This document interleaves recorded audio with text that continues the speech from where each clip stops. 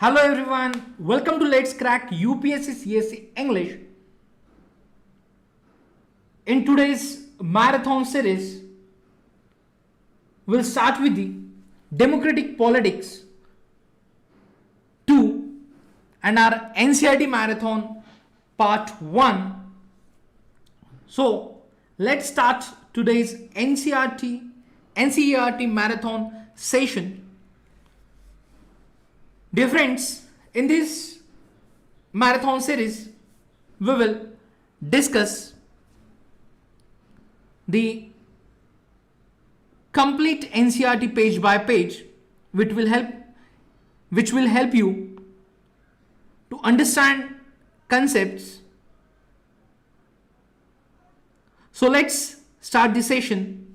Before that, friends, you can share the link with your friends, so they'll also join the important session. Yes, Kamlesh, good morning.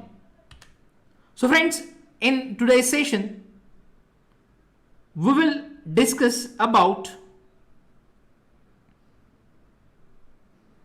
the first chapter, that is power sharing, then federalism, democracy and diversity, gender, religion and caste, popular struggles and movements, political parties. Now, then outcomes of democracy and challenges to democracy. So friends, let's start the session with power sharing.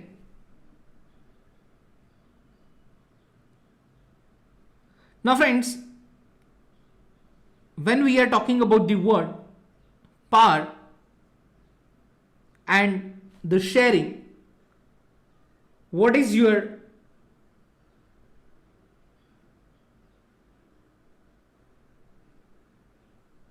concept in mind, or what's idea blinking in your mind?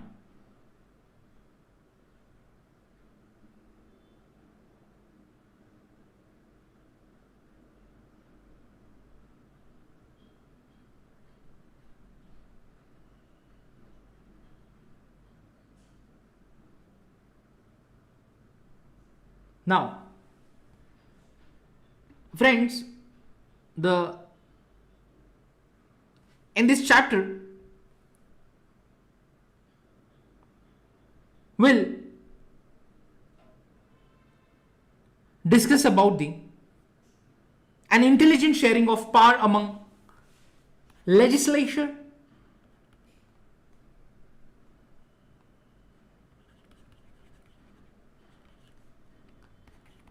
then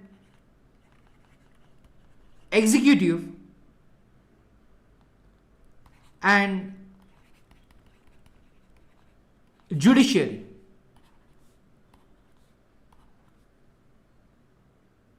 Now, so an intelligent sharing of power among legislature, executive and judiciary is very important to design of democracy.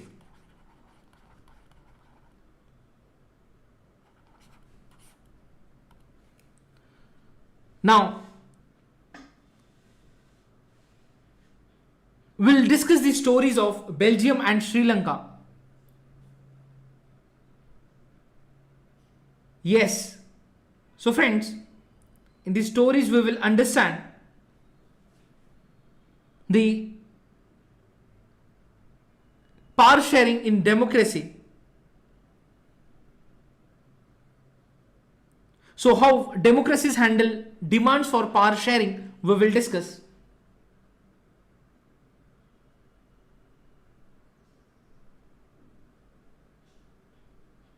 Now, first of all, we'll start with the story of Belgium and Sri Lanka. Here, we'll discuss about Belgium first. Now friends, the Belgium is a small country in Europe,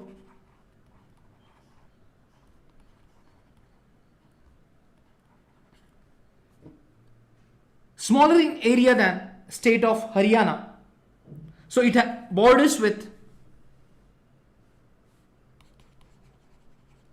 France, then Netherlands,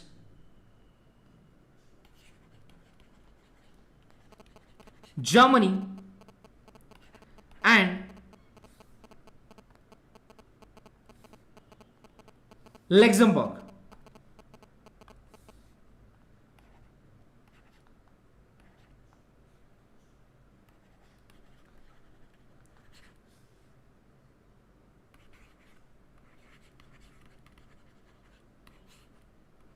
So it has a population of little over 1 crore, and half of the, yes, that is the half the our Haryana state. Now friends, we will discuss about the ethnic composition.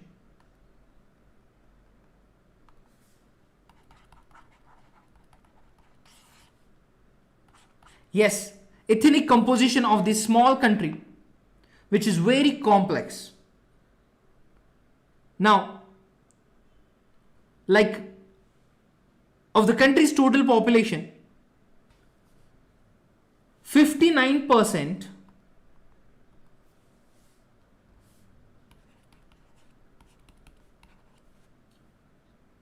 lives in the Flemish region and speak Dutch, whereas another 40% people live in the Wallonia region and speak French. So remaining 1% of the Belgians speak German. Now see, in capital city,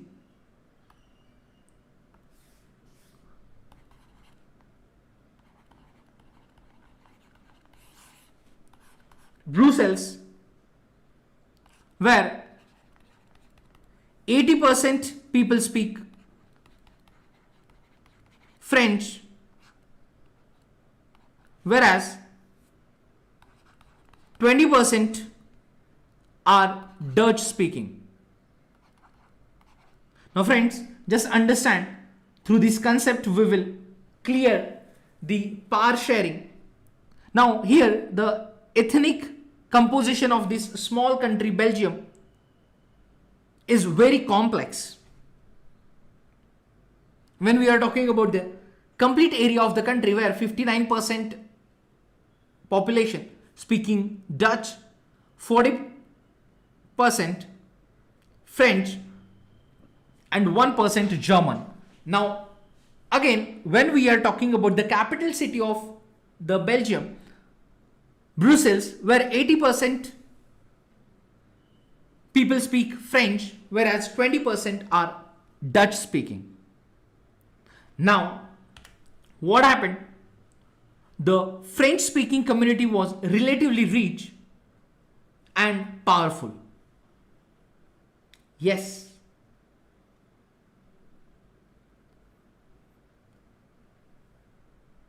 This way, yes, this was resented by the Dutch speaking community, who got the benefit of economic development and education much later. So this led to tensions between Dutch speaking and French speaking communities during 1950s and 1960s. So the tensions between two communities was more acute in Brussels. So Brussels presented a special problem. The Dutch speaking people constituted a majority in the country but minority in the capital. Now let's compare this to the situation in another country like Sri Lanka. So see how the ethnic complex or ethnic composition in Belgium. Now we will discuss about the Sri Lanka. So before discussing about Sri Lanka. Dear friends, it's my pleasure to welcome you all on Unacademy, India's largest learning platform. It's me, Rushikesh Inamdar, guiding UPSC aspirants from last 8 years.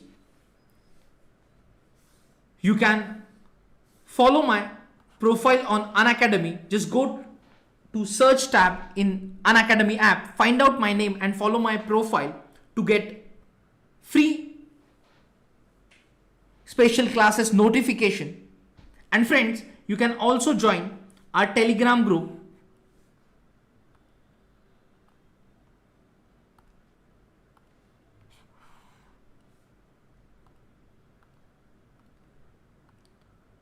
Yes, you can also join Telegram group to get important updates related civil services preparation.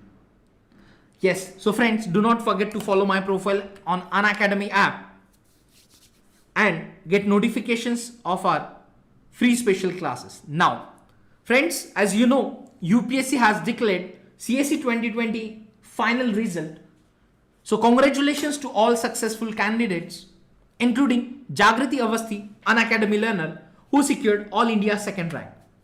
Friends, there are 169 plus aspirants cracked UPSC CSE 2020.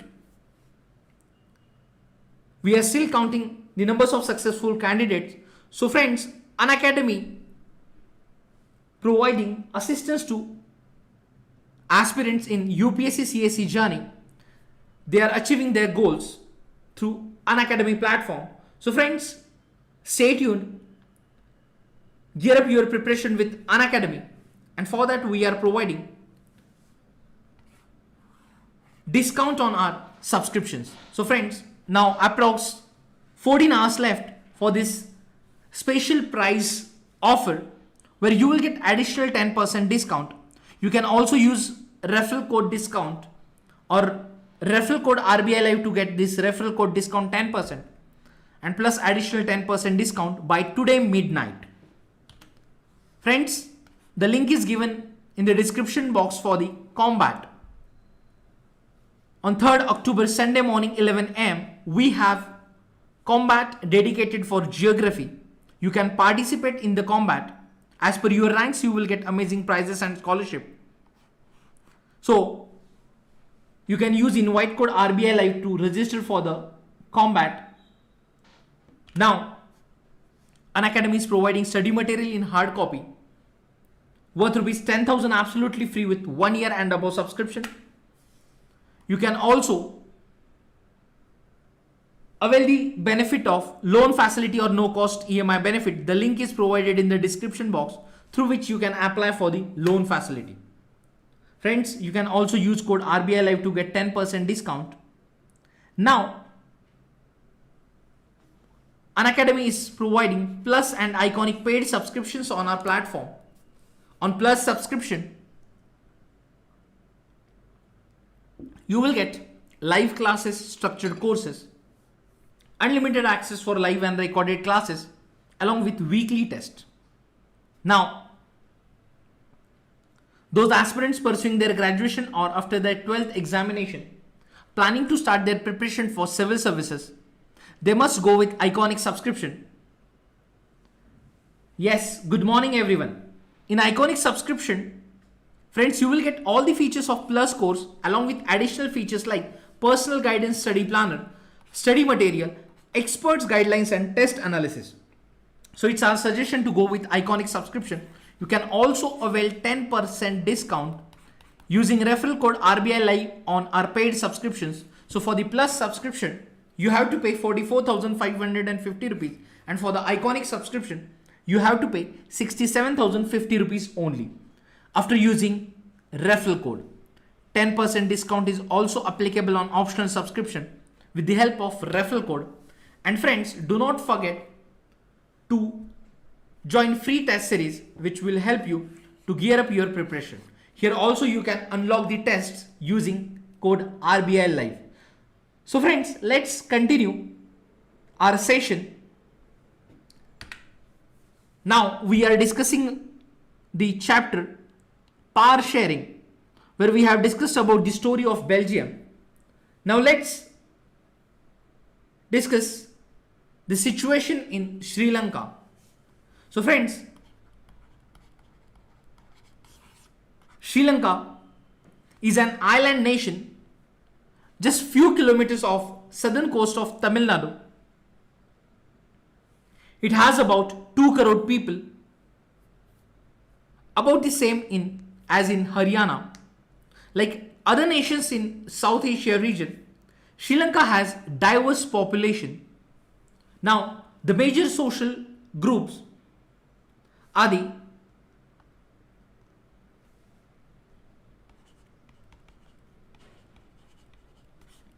Sinhala speakers, that is 74%, and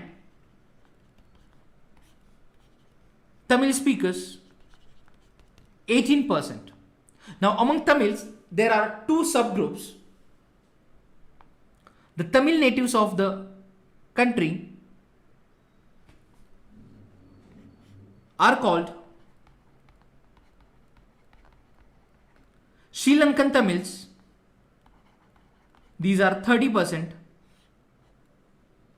and the rest whose forefathers came from India as plantation workers during colonial period are called Indian Tamils. Now, as we can see from the map, Sri Lanka Tamils are concentrated in the north and east of the country. Yes, north and east of the country. So most of the Sinhala speaking people are Buddhist.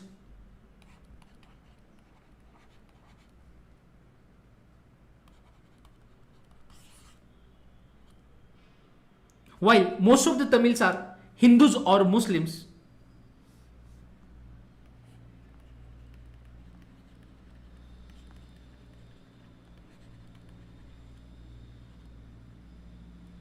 Now, there are 7% Christians who are both Tamil and Sinhala.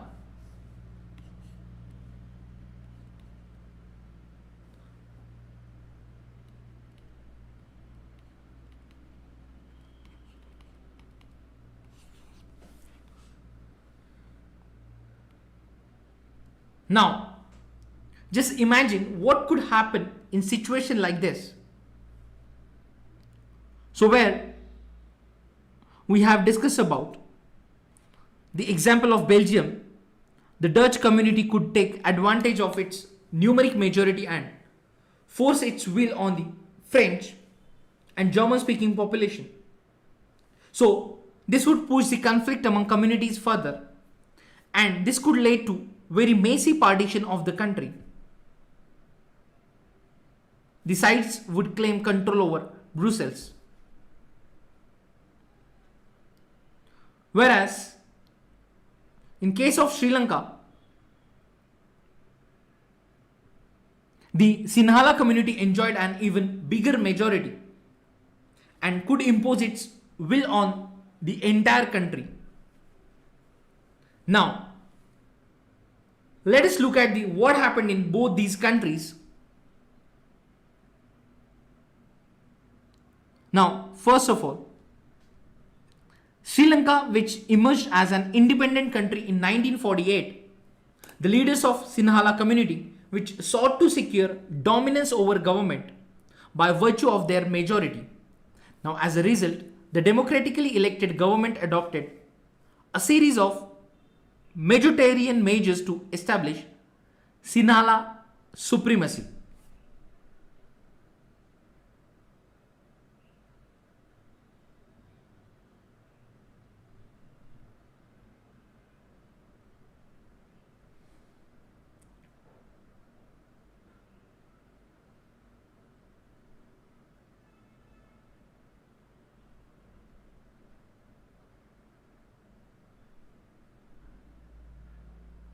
Now,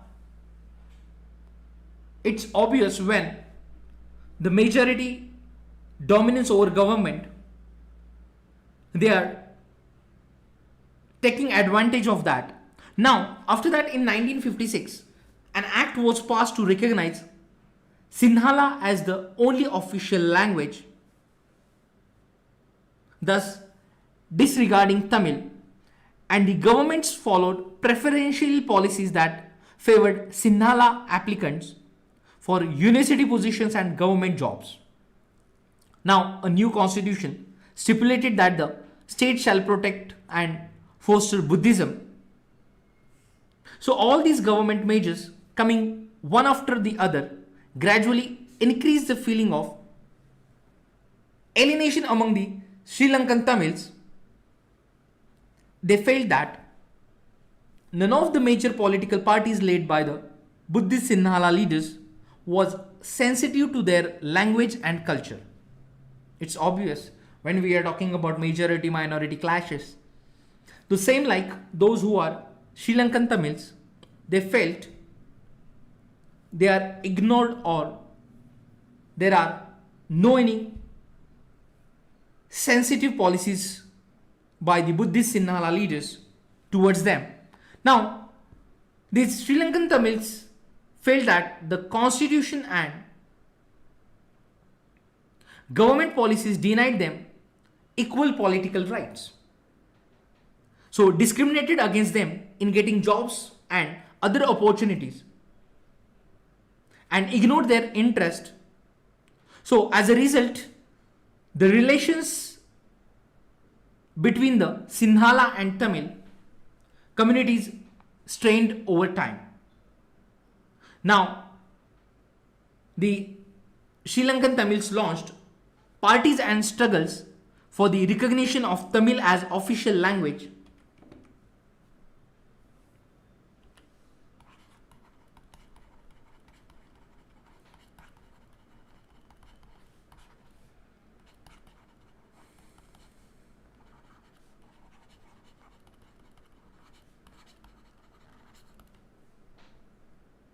For regional autonomy and equality.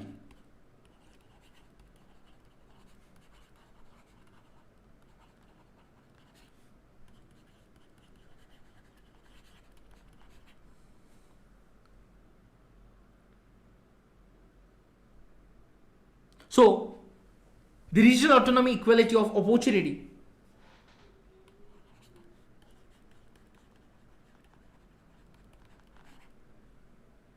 In securing education and jobs,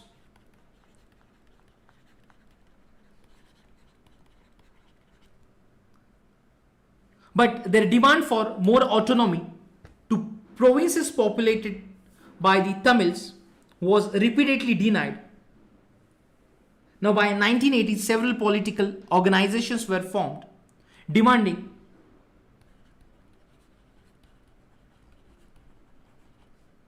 independent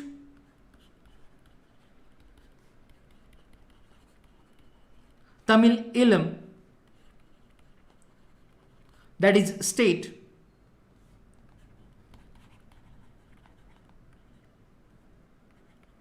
in northern and eastern parts of Sri Lanka. Now see, the distrust between the two communities, which turned into widespread conflict. So,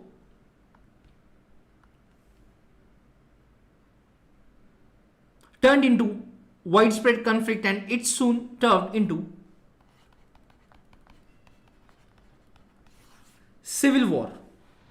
So, as a result, thousands of people of both the communities have been killed. Many families were forced to leave the country as refugees, and many more lost their livelihoods.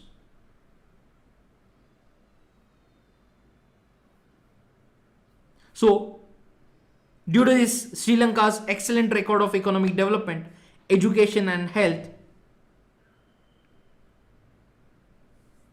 declined, and the civil war has caused a terrible setback to the social, cultural, and economic life of the country, which was ended in 2009.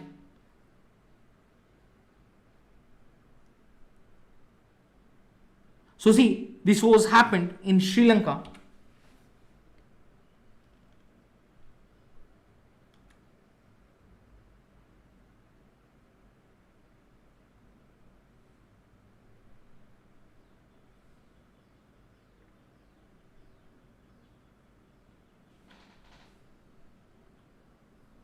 Now,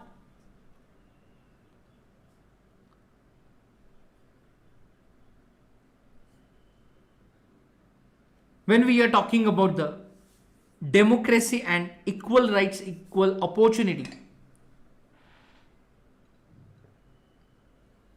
with these examples, just understand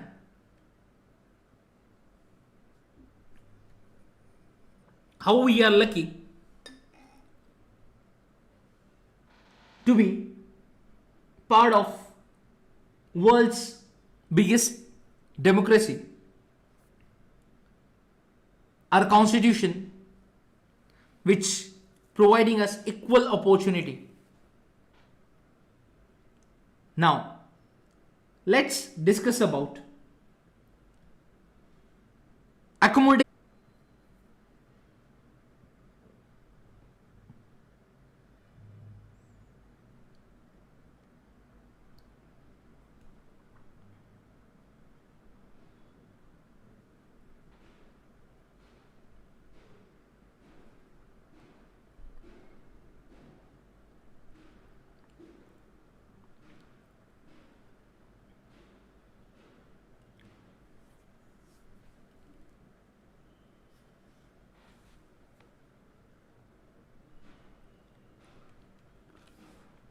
Now let's discuss about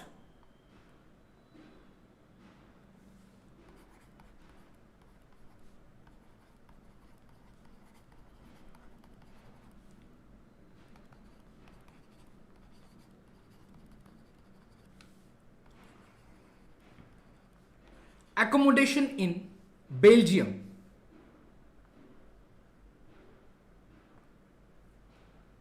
Now friends, the Belgian leaders took different path.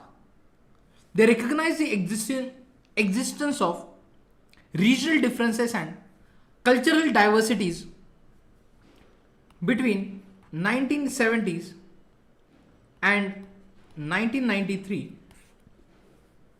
They amended their constitution 4 times so as to work out an arrangement that would enable everyone to live together within the same country. The arrangement they worked out in different from any other country and is very innovative. Here are some, yes, now we will discuss some features or elements of Belgium model.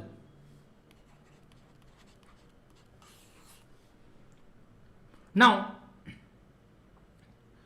where the constitution prescribes that the number of Dutch and French speaking ministers shall be equal in central government,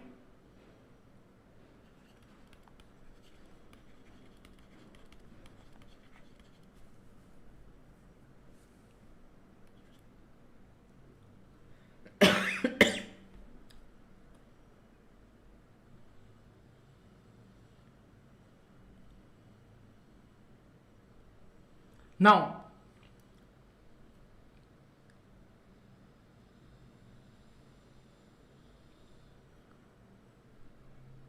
some special laws require the support of majority of members from each linguistic group.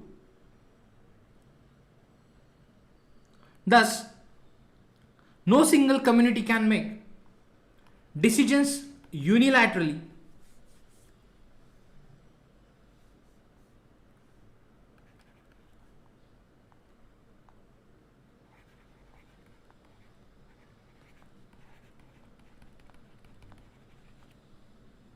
Then, Many powers of central government have been given to state governments of the two regions of the country, and the state governments are not subordinate to the central government.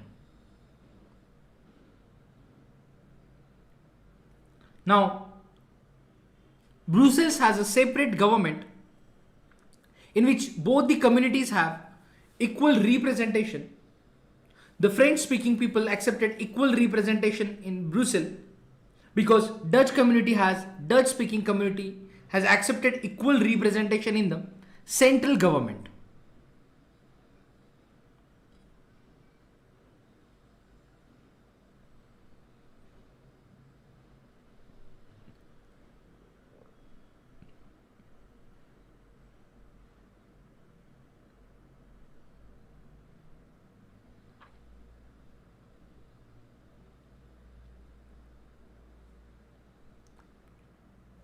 So for example, when we are talking about the indications of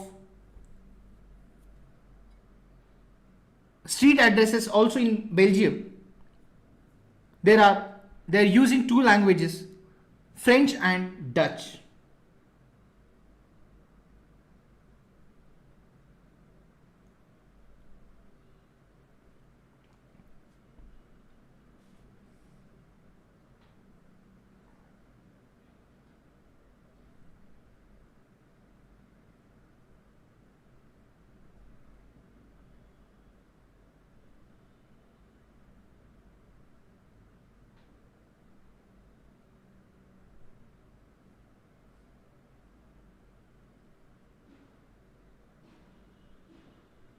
Now,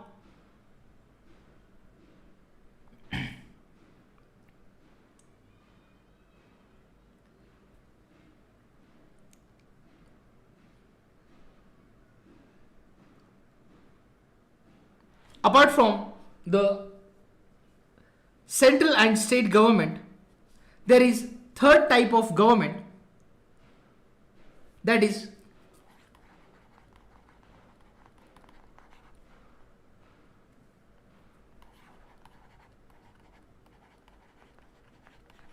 community government, which is elected by people belonging to one language community. Yes.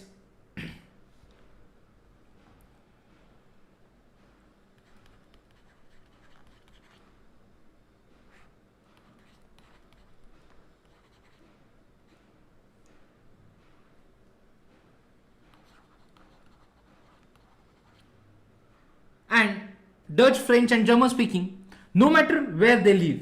So this government has the power regarding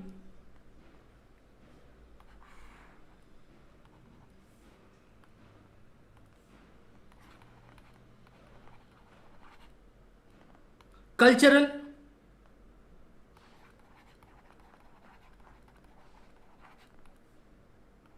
educational,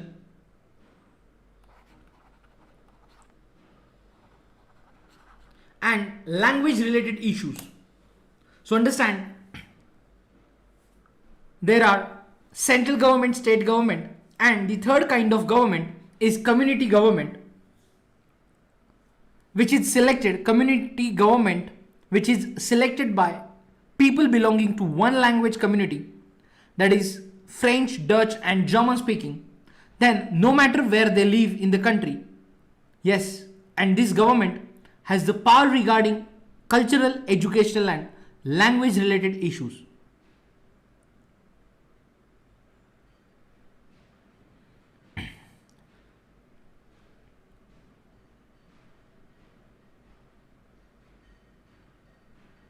Now, sometimes we might find the Belgian model very complicated, but friends, it's very complicated. Yes, it indeed is very complicated even for people living in Belgium, but these arrangements have worked well so far. They help to avoid civic strife between the two major communities and a possible division of country on linguistic lines.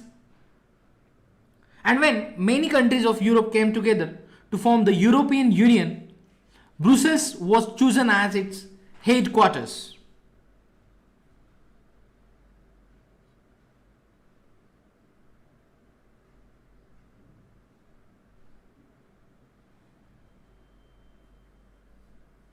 So we can say that the sharing of power makes us more powerful. Now, here we can learn from these two stories, like the differences in Sri Lanka and how Belgium overcome these differences, yes, in their country. Now,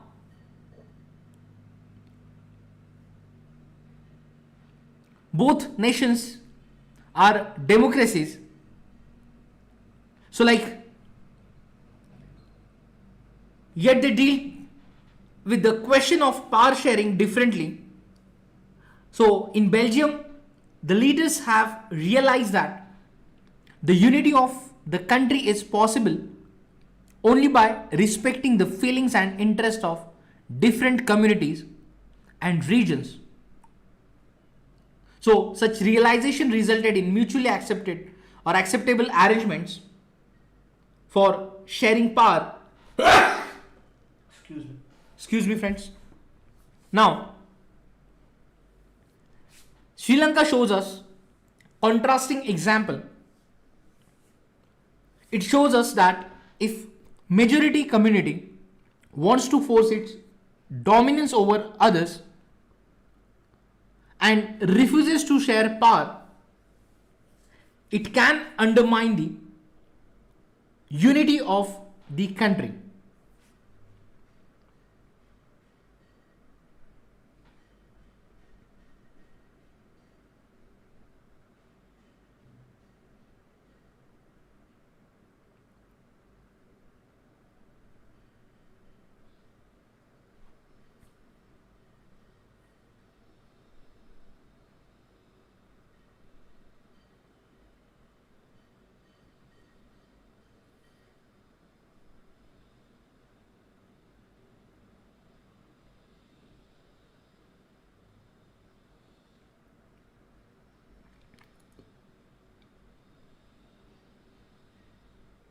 Now,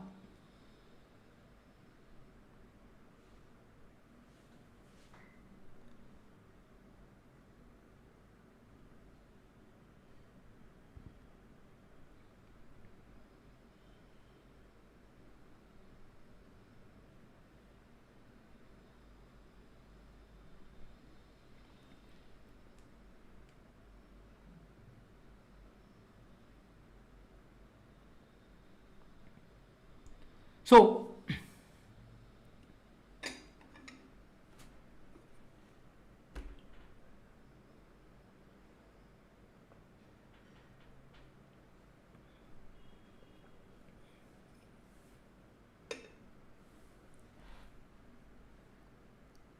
now Sri Lanka shows us that a majority community wants to force its dominance over others and refuses to share power. It can undermine the unity of the country. Now, question is that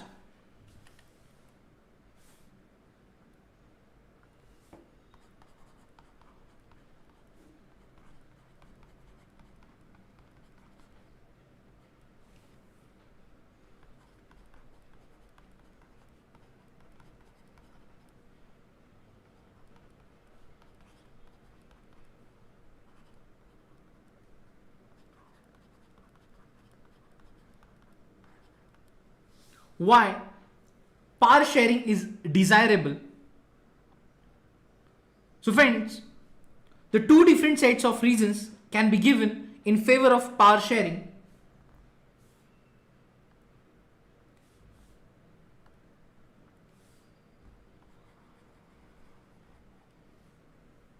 Firstly, power sharing is good because it helps to reduce possibility of conflict between social group. Yes, social groups, since social conflict often leads to violence and political instability.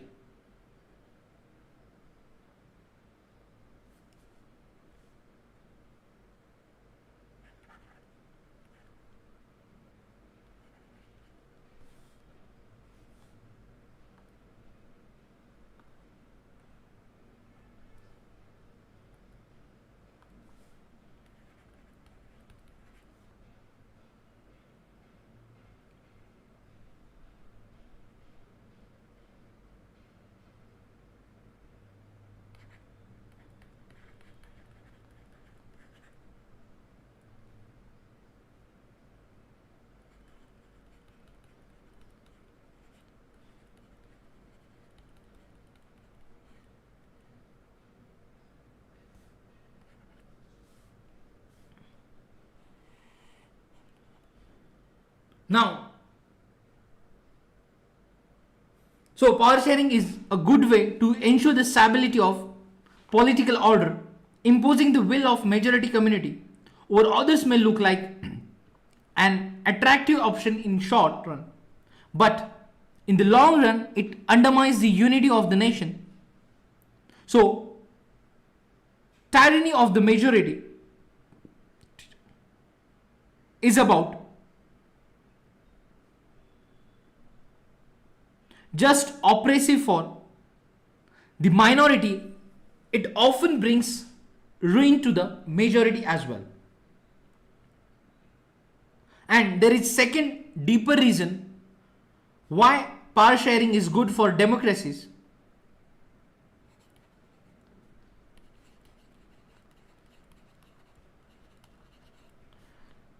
Power sharing is the very spirit of democracy, and democratic rule which involves sharing of power with those affected by its exercise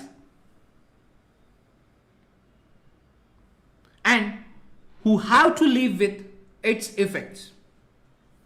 So people have right to be consulted on how they are to be governed, and a legitimate government is one where citizens through participation acquire a stake in the system.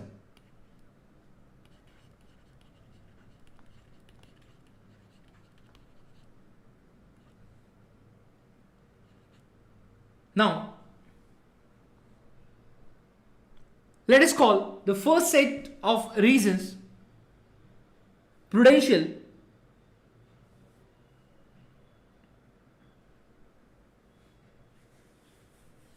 and the second moral.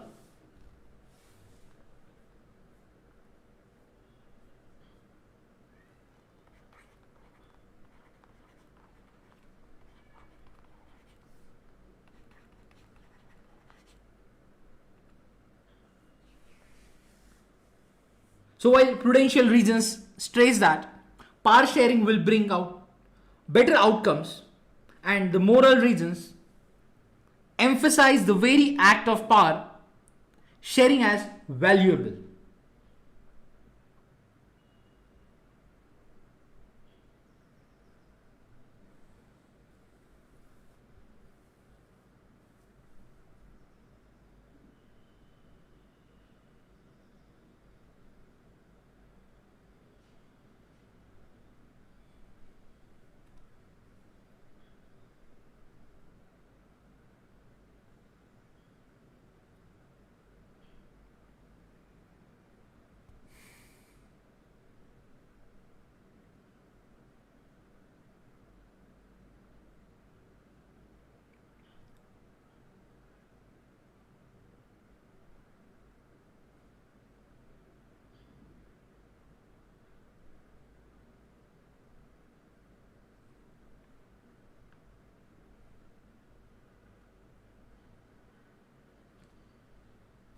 So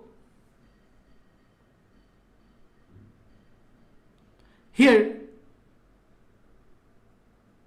the power sharing will be bring out better outcomes, and moral reasons emphasize the very act of power sharing as valuable. Now, as usual, there is dilemma, and when we are talking about forms of power sharing, the idea of power sharing has emerged in opposition to the notions of undivided political power.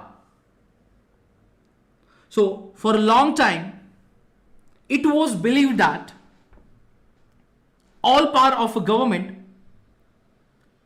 must reside in one person or group of persons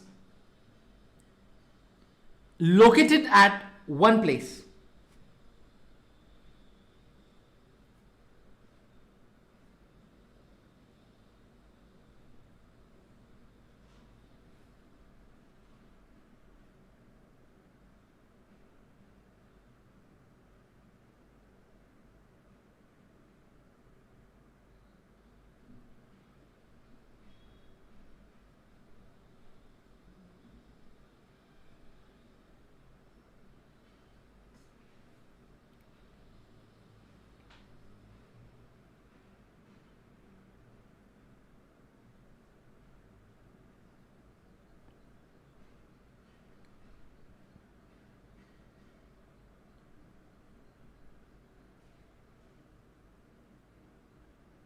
Now, after this, we will discuss about the forms of power sharing.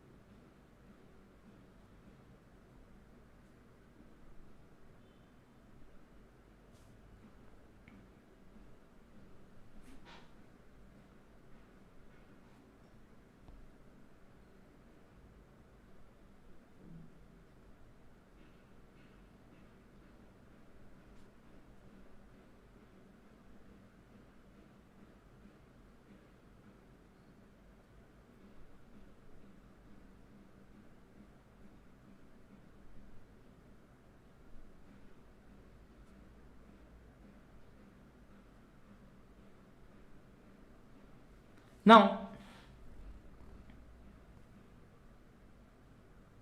when we are discussing the forms of power sharing, the idea of power sharing has emerged in opposition to the notions of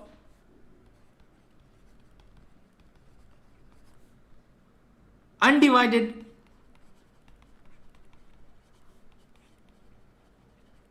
political power. So, for a long time, it was believed that all power of government must reside in a one person or group of persons located at one place. Now, it was felt that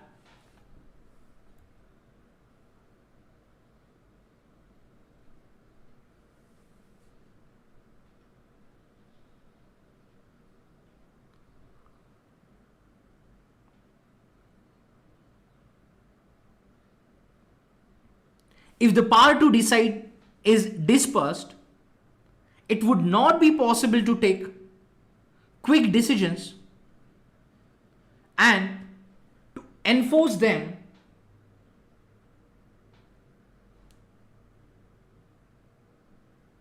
Now, but these notions have changed with the emergence of democracy.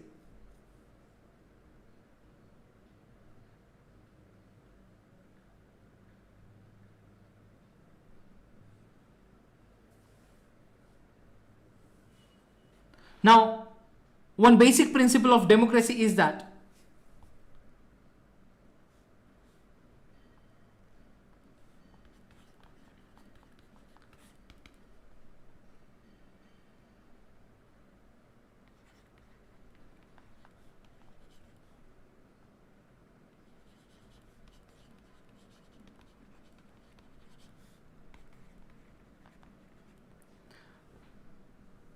people are the source of all political power. In democracy,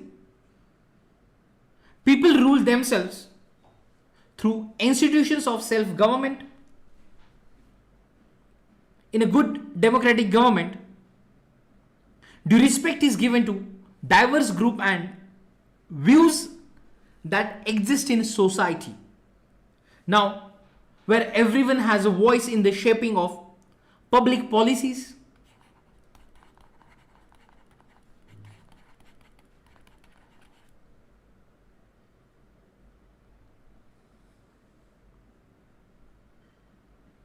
therefore, it follows that in a democracy,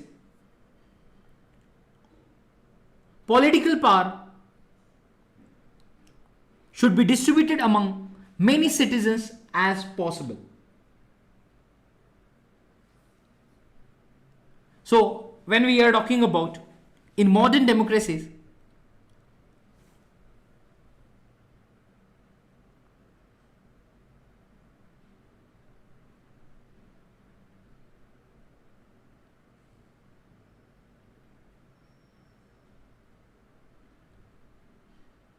now in modern democracies,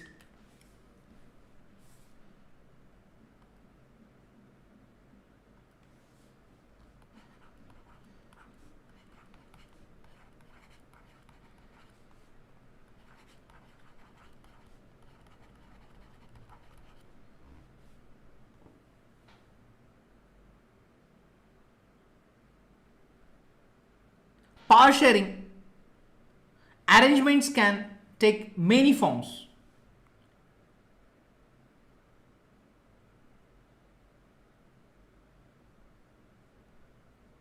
So, let us look at some of the most common arrangements that we have or we will come across.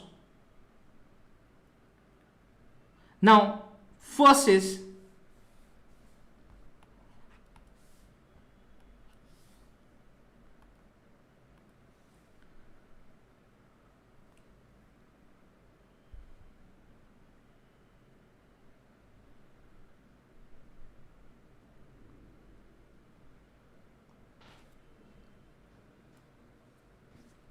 like power is shared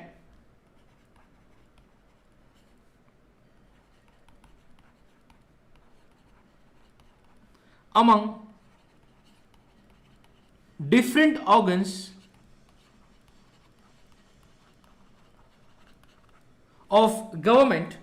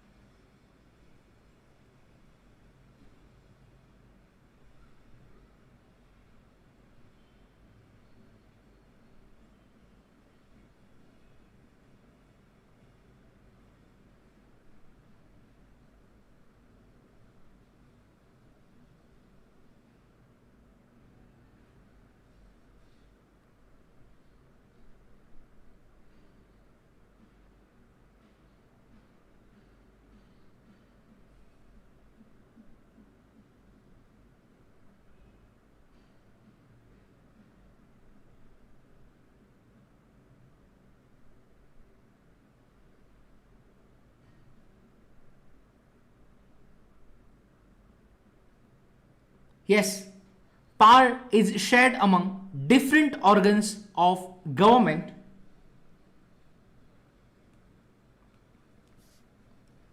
such as the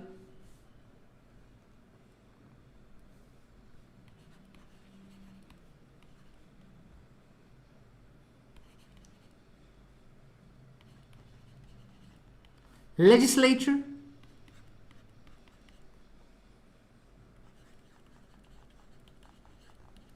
executive,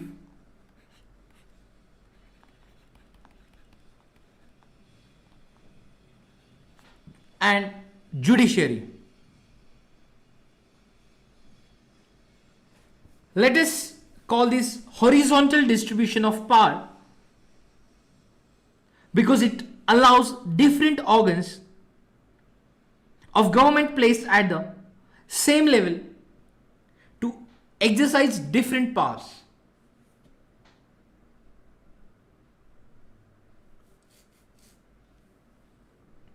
Now, such a separation which ensures that none of the organs can exercise unlimited power.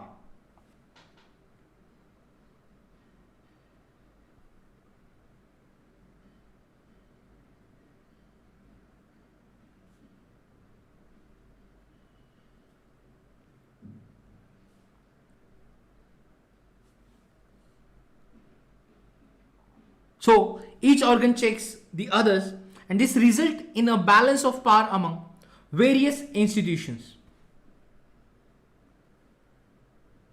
So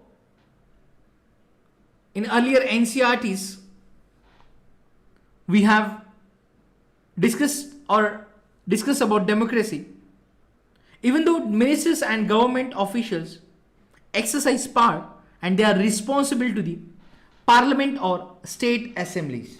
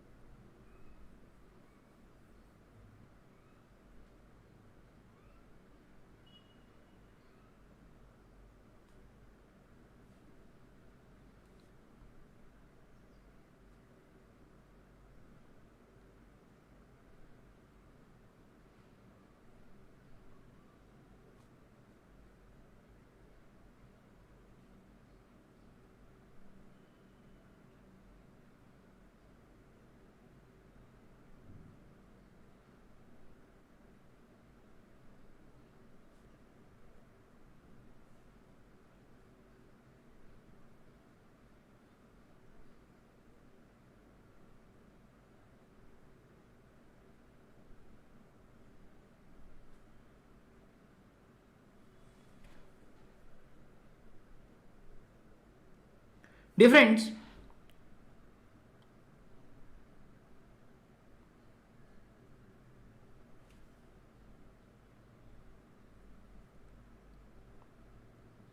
the sharing of power, when we are talking about in modern democracies,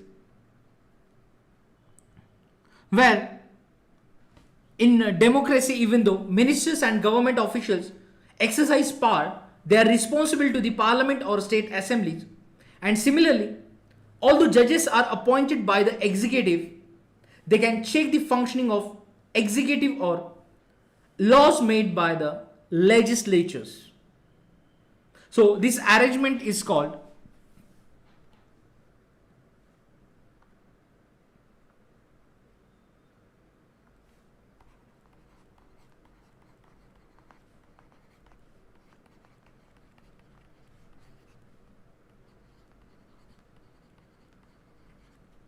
checks and balances.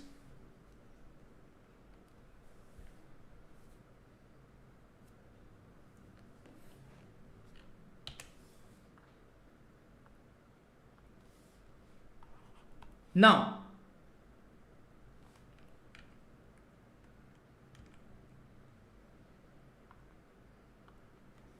power can be shared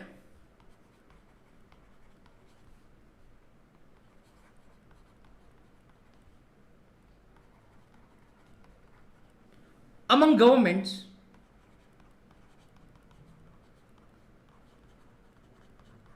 at different levels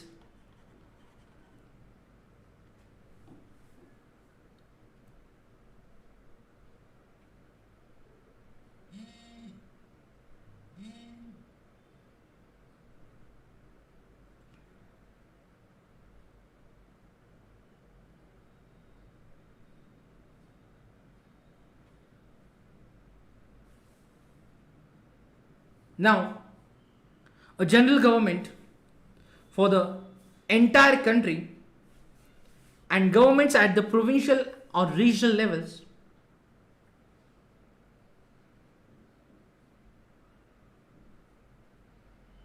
such general government for the entire country is usually called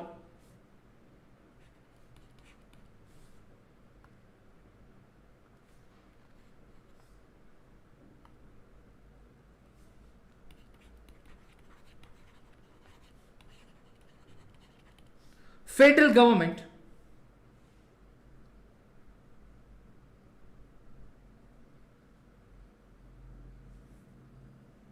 So in India, we refer to it the central or union government, and the government at the provincial or regional levels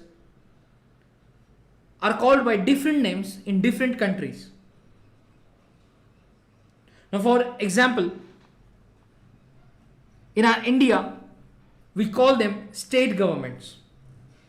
So this system is not followed in all countries. So there are many countries where there are no provincial or state governments. But in those countries like ours, where there are different levels of government, the constitution clearly lays down the powers of different levels of government. So this is what they did in Belgium, but was refused in Sri Lanka.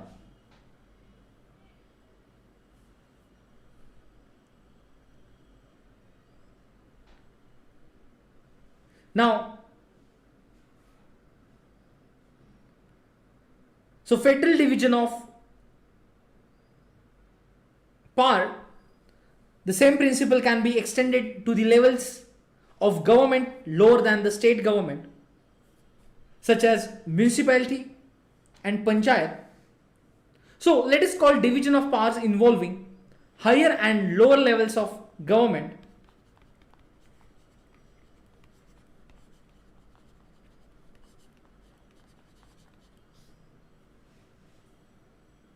vertical division of power. So in next chapters we will discuss about the same.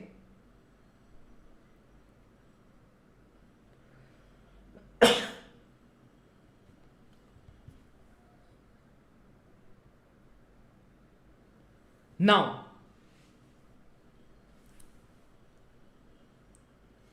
power may also be shared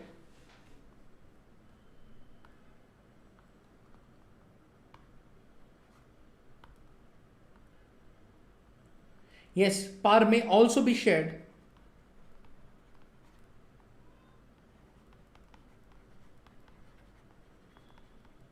among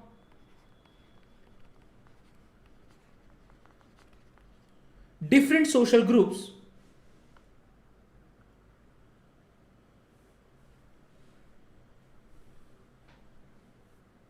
such as the religious and linguistic groups.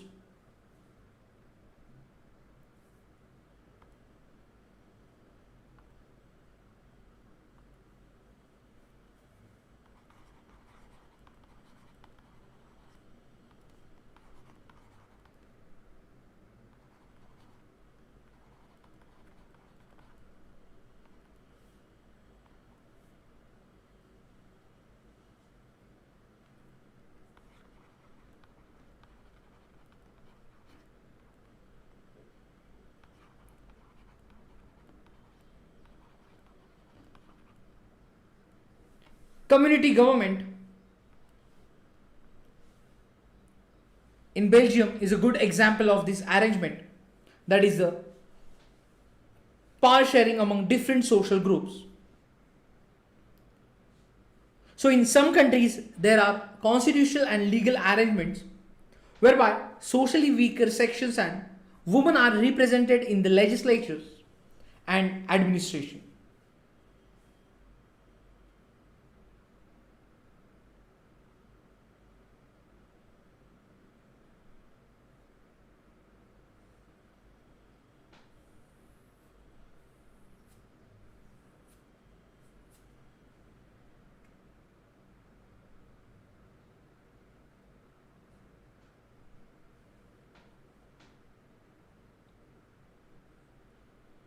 Now,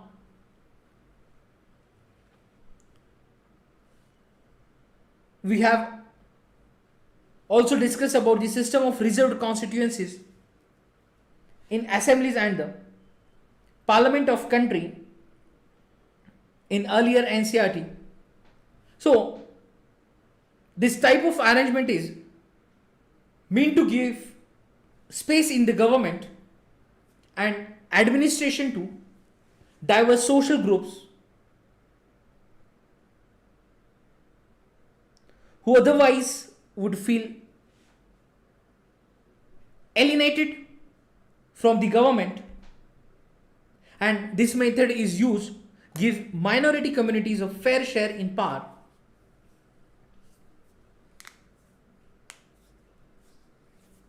Now, the fourth type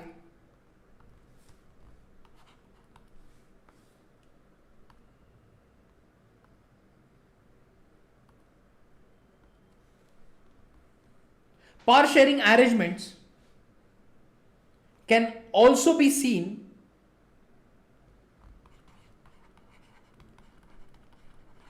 in the way political parties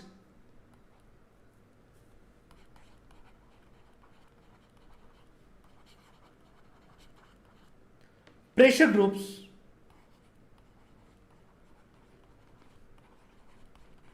and movements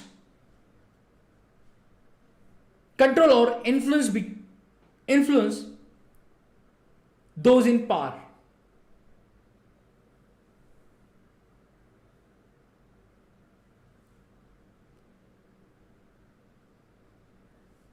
In a democracy, the citizens must have freedom to choose among various contenders for power. In contemporary democracies, this takes the form of competition among different parties. Such competition ensures that power does not remain in one hand, and in the long run, power is shared among different political parties that represent different ideologies and social groups.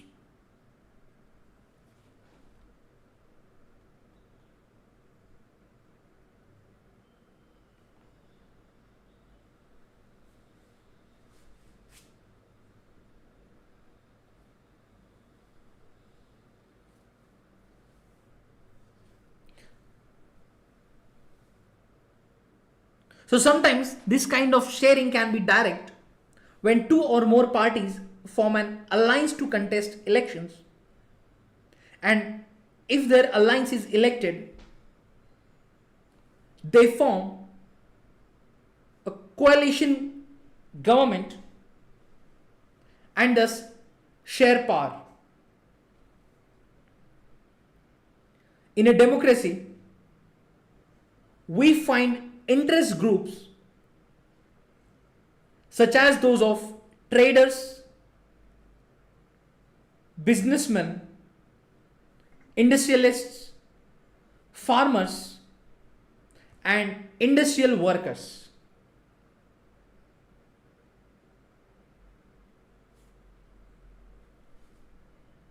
They also will have a share in governmental power either through participation in governmental committees or bringing influence on the decision making process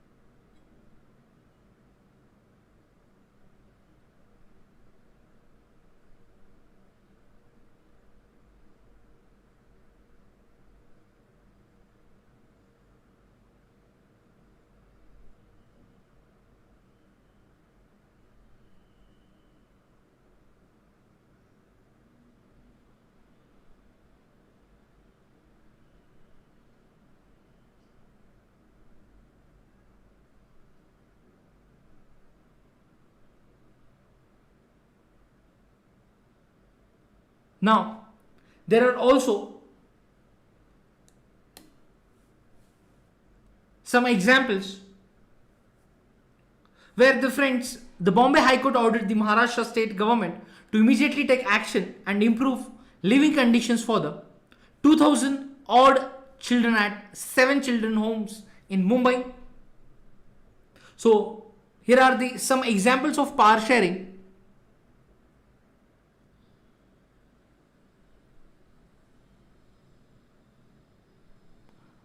The government, now another example where the government of Ontario state in Canada has agreed to a land claim settlement with Aboriginal community. The minister responsible for native affairs announced that the government will work with Aboriginal people in a spirit of mutual respect and cooperation.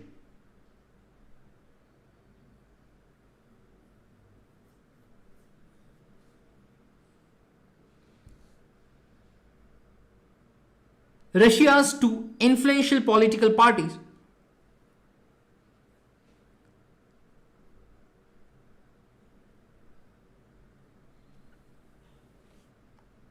the Union of Right Forces, the Liberal Yabloko movement, agreed to unite their organizations into a strong right-wing coalition. They propose to have a common list of candidates in the next parliamentary elections. Then the finance ministers of various states in Nigeria got together and demanded that the federal government declare its source of income. They also wanted to know the formula by which the revenue is distributed to various state governments.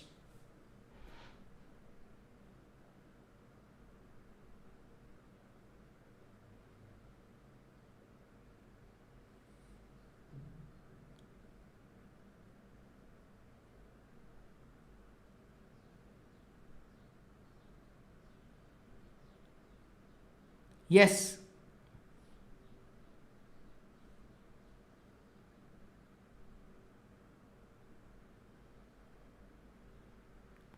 So friends,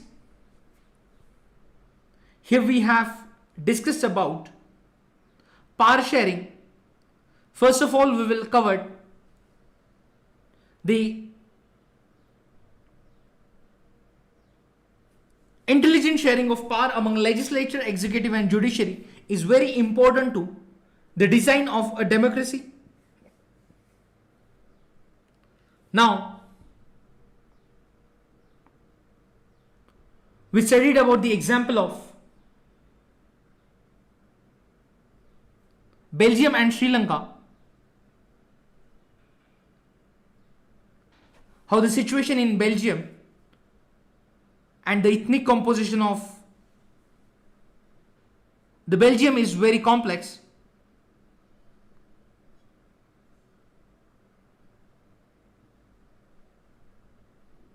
The French speaking, Dutch speaking and German speaking communities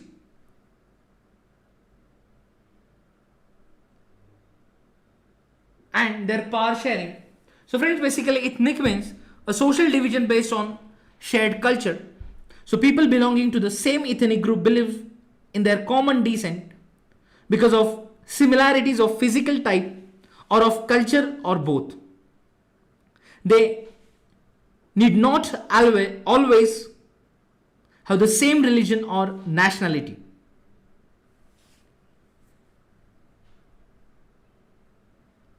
Then we have discussed about majoritarianism in Sri Lanka, where the issues between Sinhalese, Sri Lankan Tamil. So basically, Majoritarianism,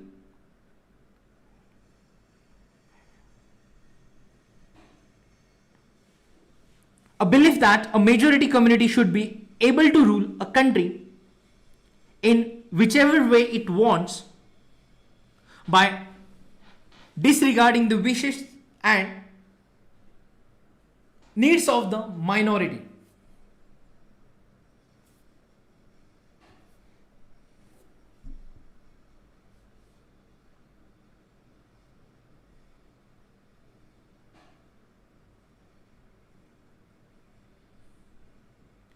Then we have discussed about the Belgium model.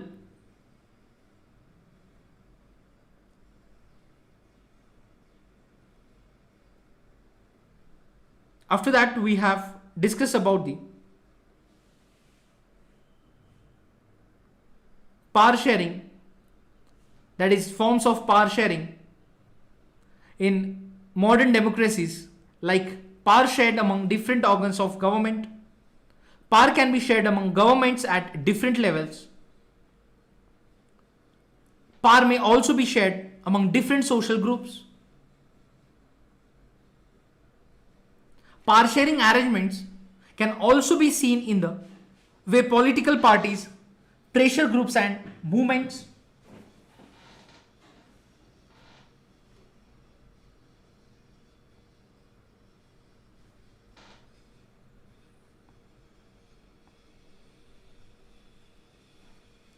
now let's discuss about federalism.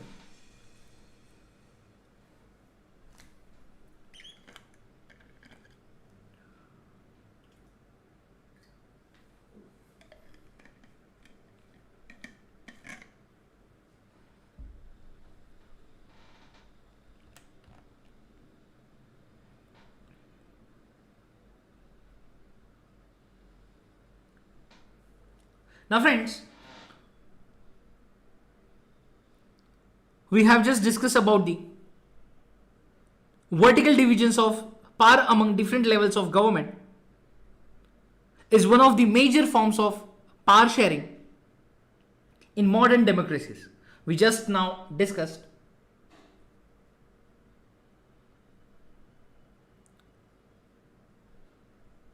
Now, in this chapter, we will discuss about this form, that is the federalism. So we will understand federalism in general terms and then tries to understand the theory and practice of federalism in India.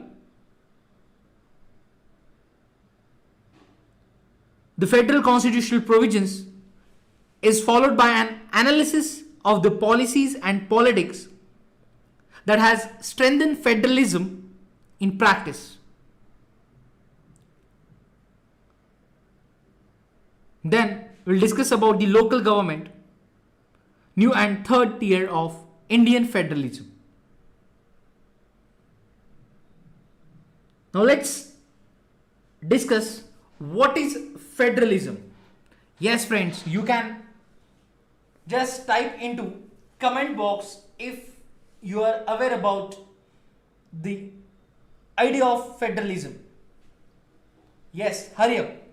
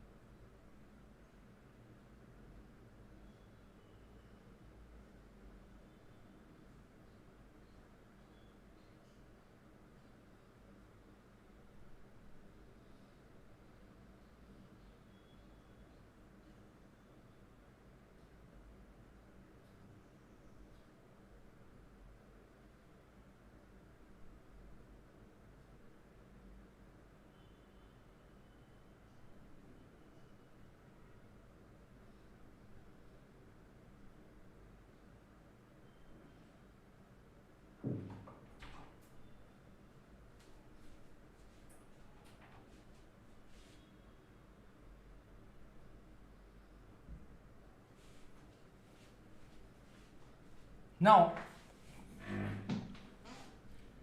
federalism. So friends, let's again get back to the contrast between the Belgium and Sri Lanka. The scenario we have discussed. Now,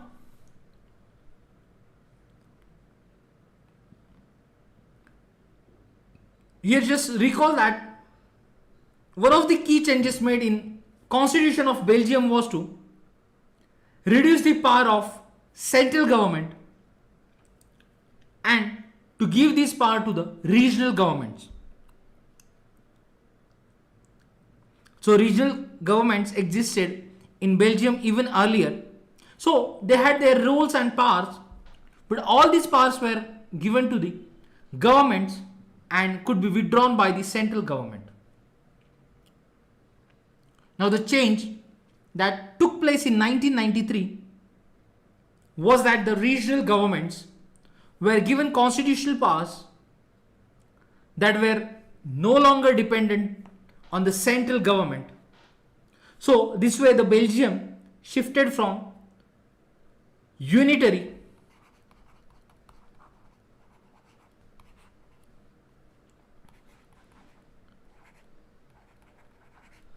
to federal form of government, whereas Sri Lanka continues to be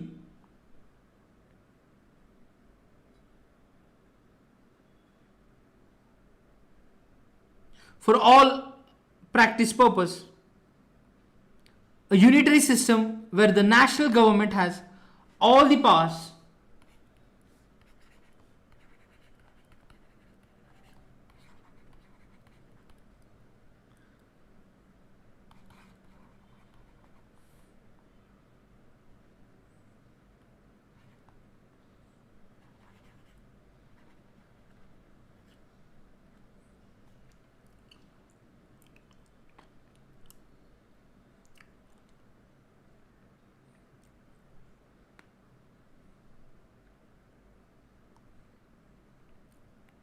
Now, the Tamil leaders want Sri Lanka to become a federal system. Now, so friends, basically, federalism is a system of government in which the power is divided between the central authority and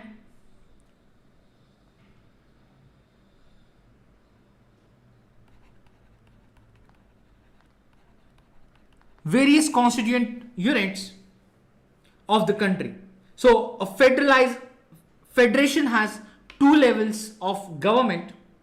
One is the government of the entire country that is usually responsible for a few subjects of common national interest, whereas the others are government at the level of provinces or states, which look after much of the day-to-day administering of their state. So both these levels of governments enjoy their power independent of the other.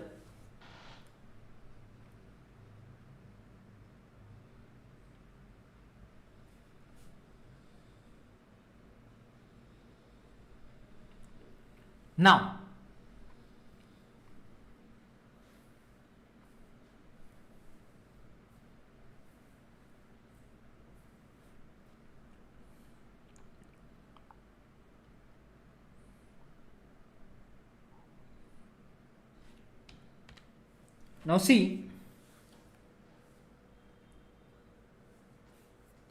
the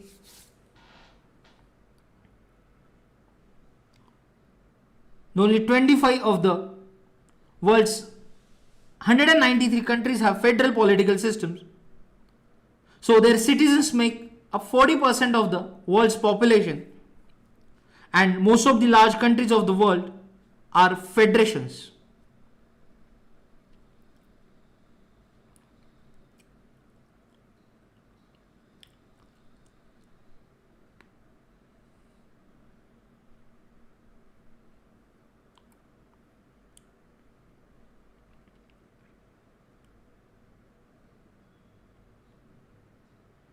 Now,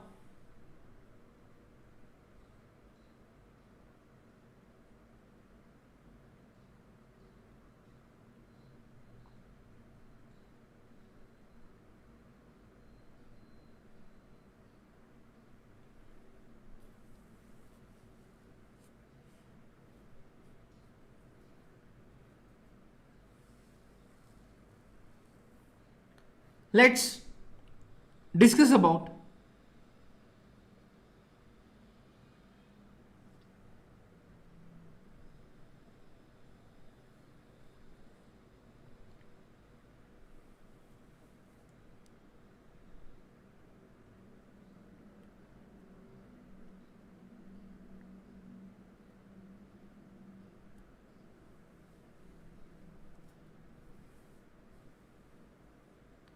federation are contrasted with unitary governments. Under the unitary system, either there is only one level of government or the sub-units are subordinate to the central government.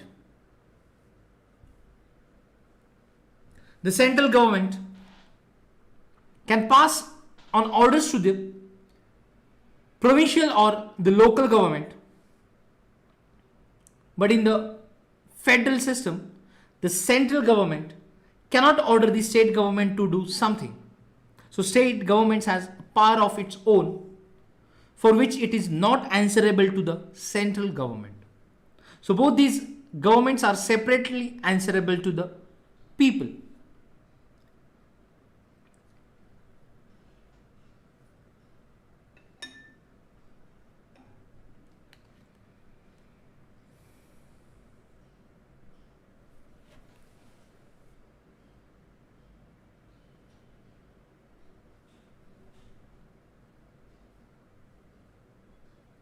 Now,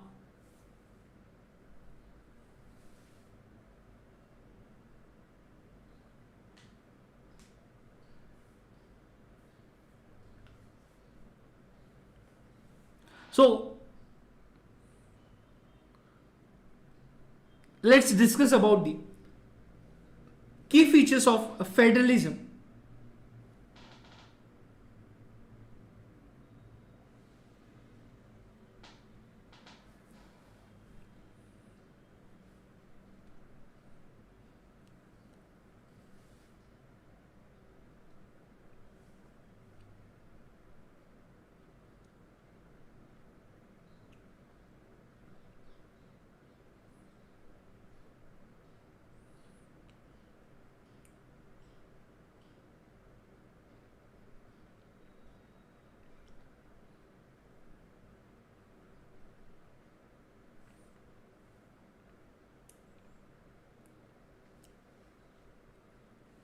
Yes. Now, we'll start with the key features of federalism. Before friends, just I'm revising. Federations are contrasted within unitary governments. Under the unitary system, either there is only one level of government or the subunits are subordinate to the central government, and the central government can pass an orders to the provincial or the local government. But in federal system, the central government cannot order the state government to do something. State government has powers of its own for which it is not answerable to the central government. Both the governments are separately answerable to the people. Now, discuss about the features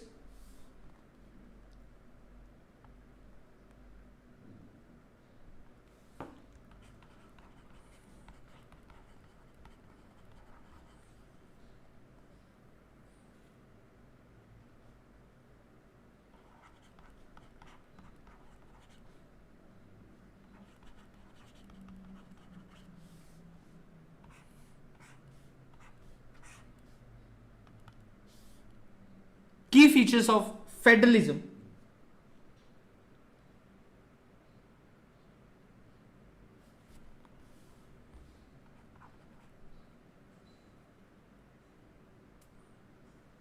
Now,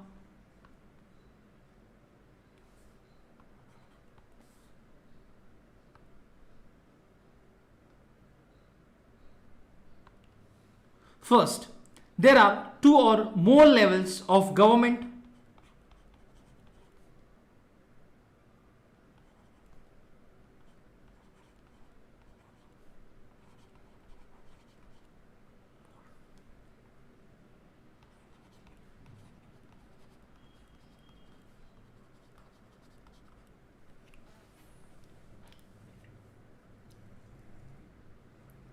Then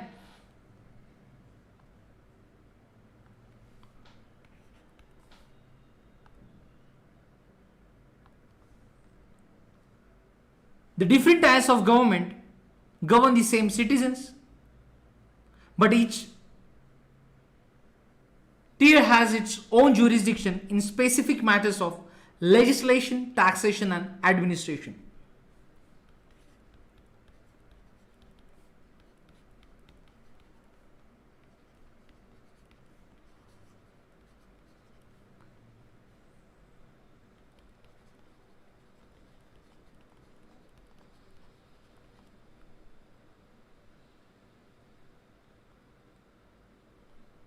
Now,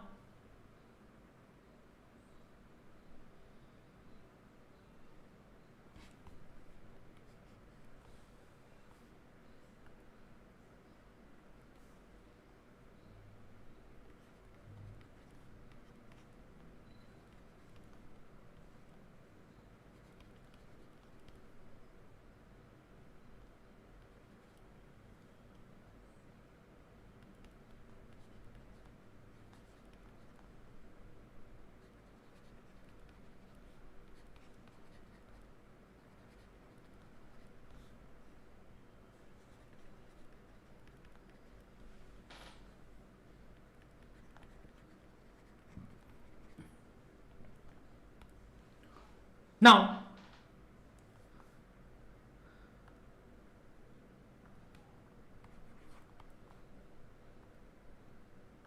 third, the jurisdictions of respective levels of, yes, the jurisdiction of the respective levels or tiers, tiers of government are specified in the constitution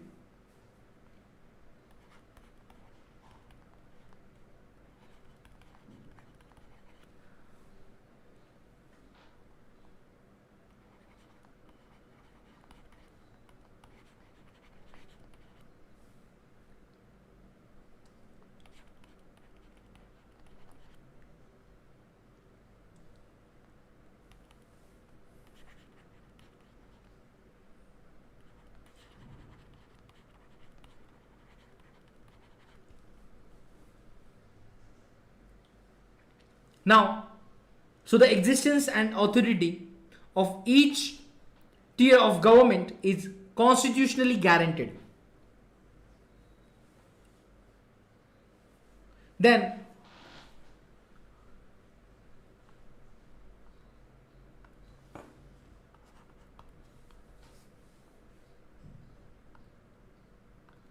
fundamental provision of the constitution cannot be unilaterally changed by one level of government.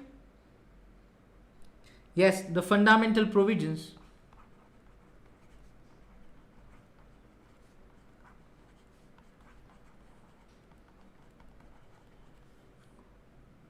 of the constitution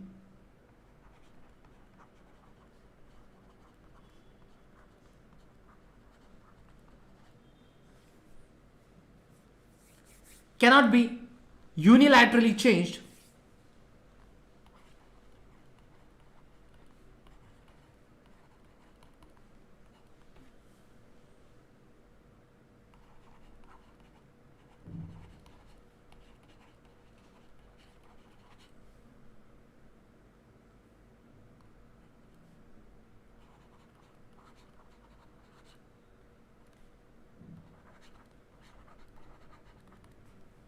Yes, by the one level of government.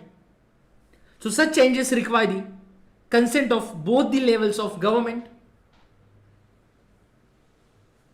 Now, fifth key feature of federalism, courts have the power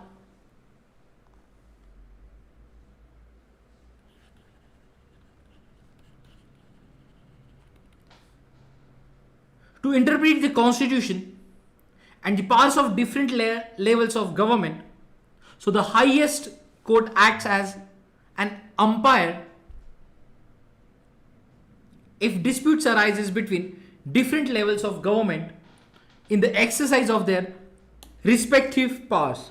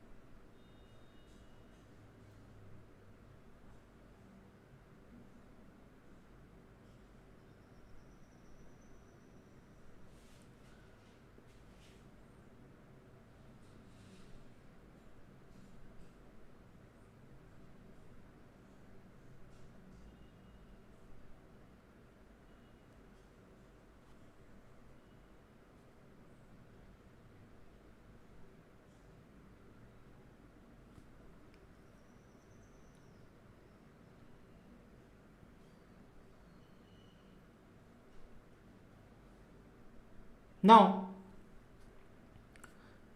the courts have power to interpret the constitution and the powers of different levels of government. The highest court acts as an umpire if disputes arise between different levels of government in the exercise of their respective powers. Now,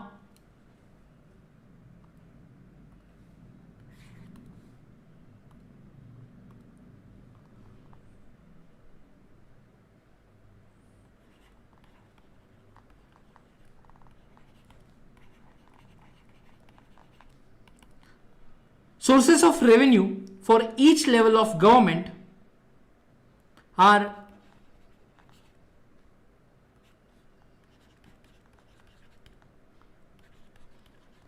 clearly specified to ensure its financial autonomy.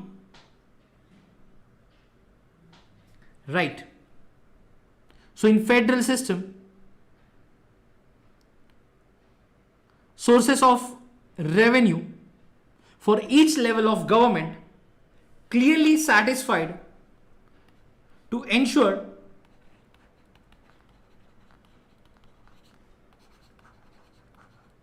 financial autonomy,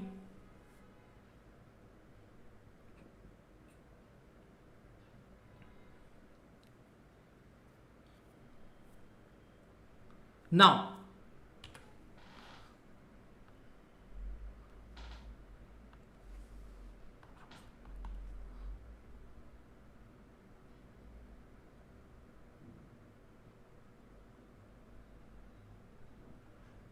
seven,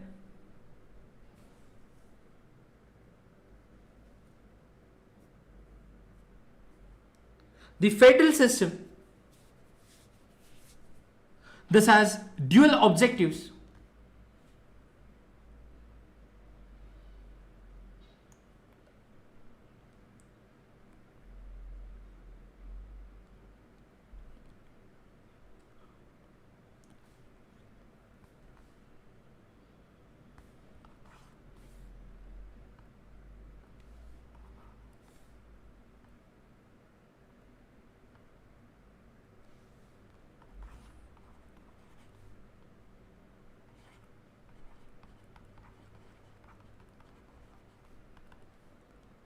To safeguard and promote unity of the country,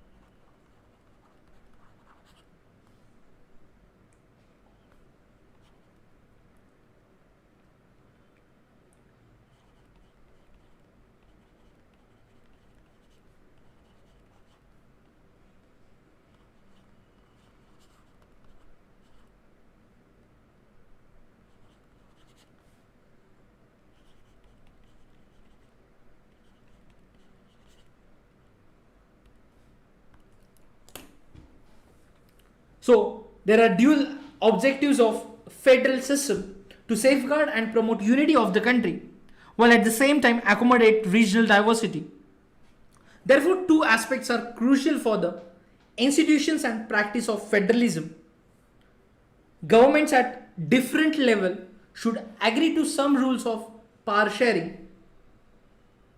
They should also trust that each would abide by its part of the agreement. An ideal federal system has both aspects. These are the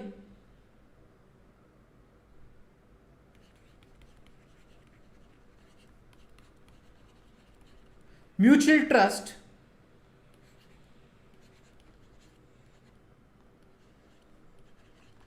and agreement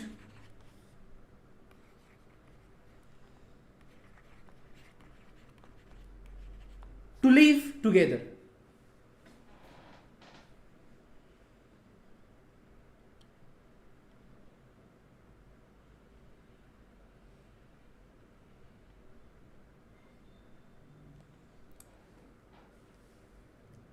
Now,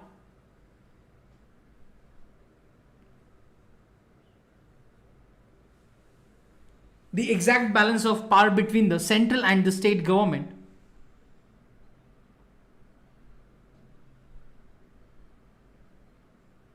varies from one federation to another.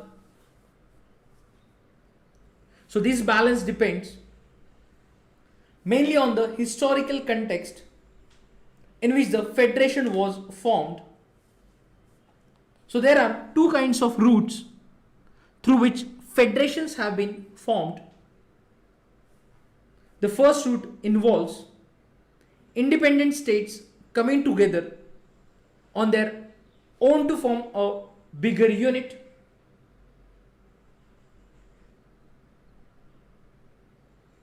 So that by pooling sovereignty and retaining identity, they can increase their security. So this type of coming together federations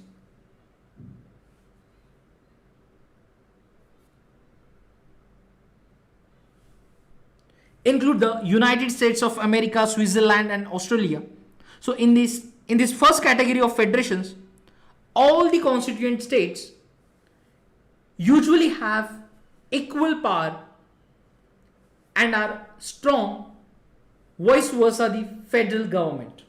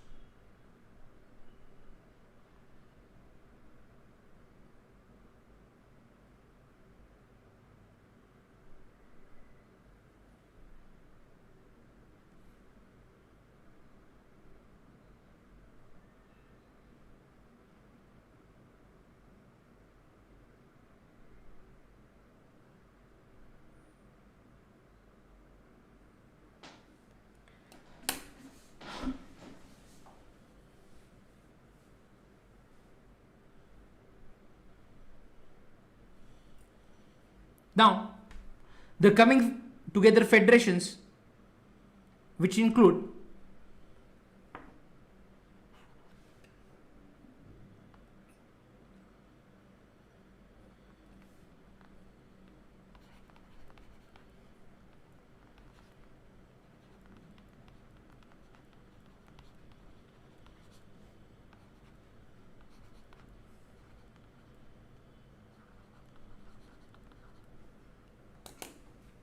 and Australia. Yes, so after coming together federations, now the second route is where large country decides to divide its power between the constituent states and the national government. So these are known as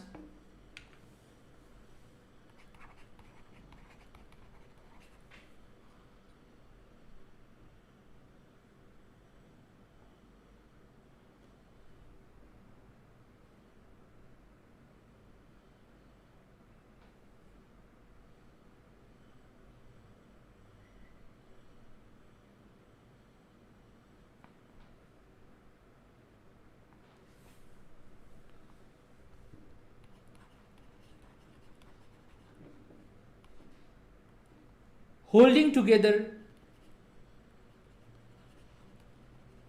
federations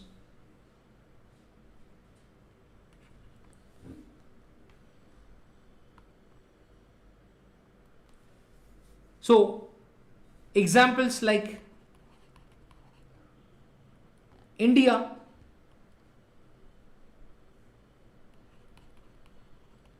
Spain,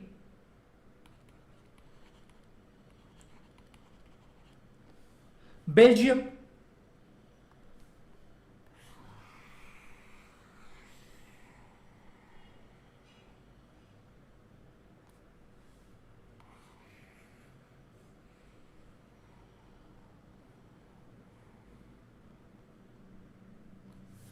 so holding together federations and coming together federations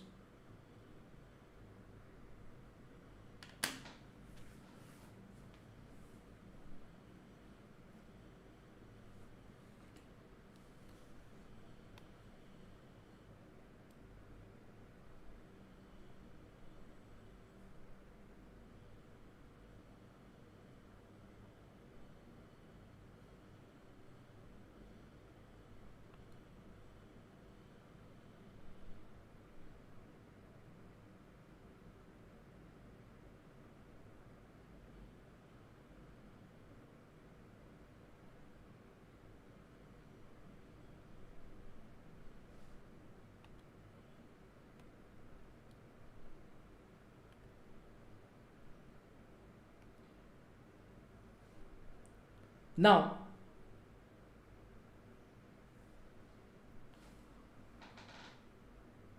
friends, basically we just discussed about the word jurisdiction, that is the area over which someone has legal authority.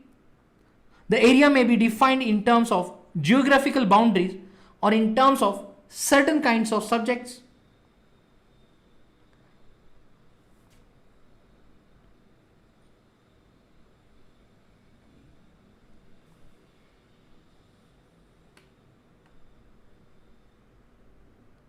Now, after that, we will discuss what makes India a federal country.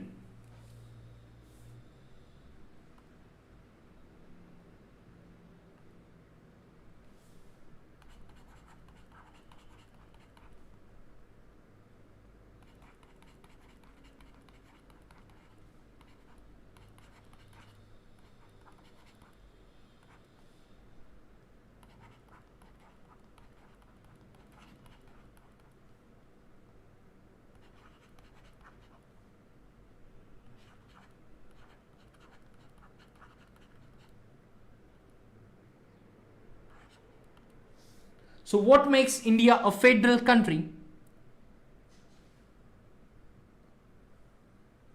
We have earlier seen how small countries like Belgium and Sri Lanka face so many problems of managing diversity. Now,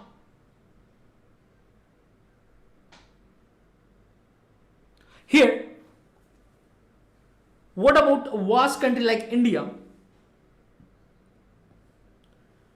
with so many languages, religions, and regions?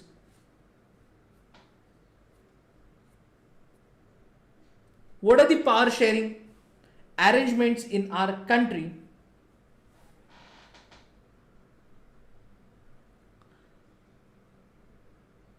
Now,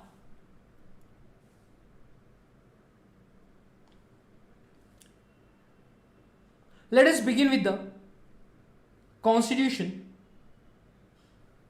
India had emerged as an independent nation after a painful and bloody partition. Now, soon after independence, several princely states become a part of the country. The Constitution declared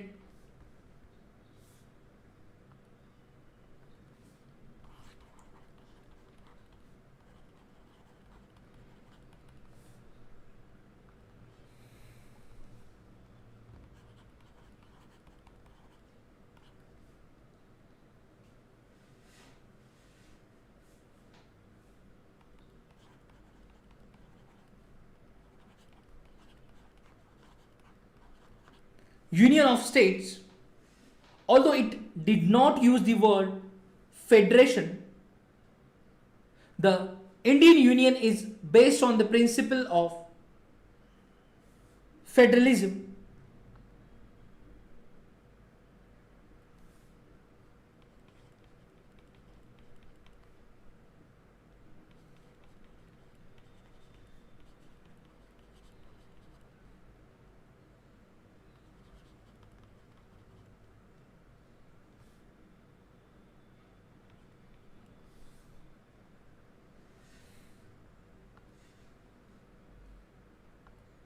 Now, let us go back the 7 features of federalism mentioned or we have discussed just now.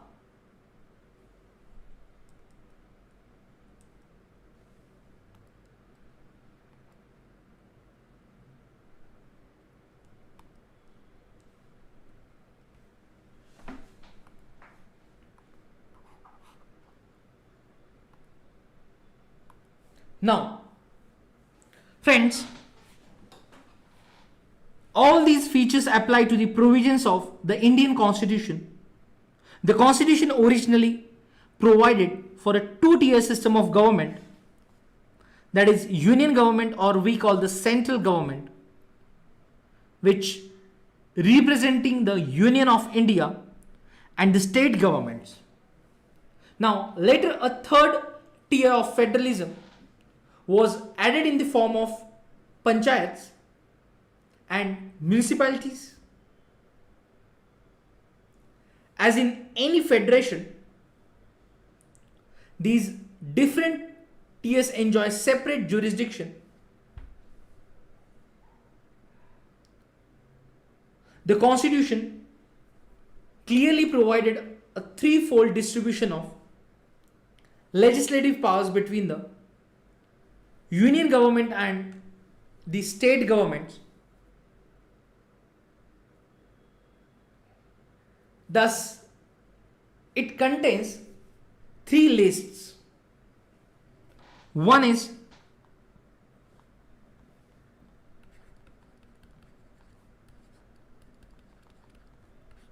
union list, which includes subject of national importance such as defense,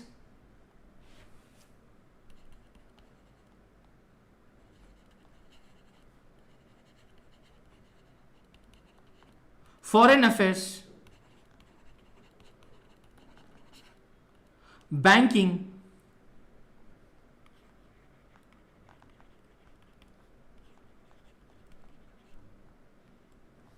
communications,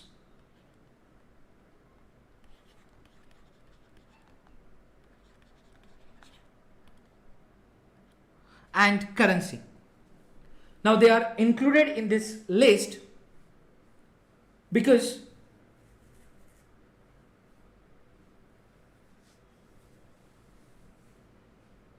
we need a uniform policy on these matters throughout the country. The union government alone can make laws relating to the subject mentioned in the union list. Then we have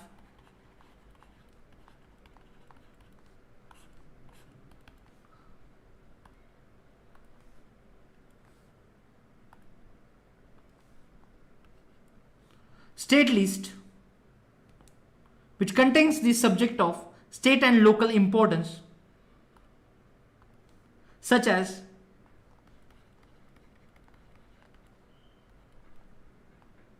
police, trade, commerce,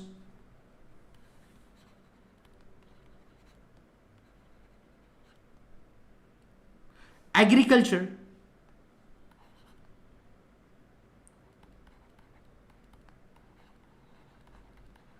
and irrigation. So state governments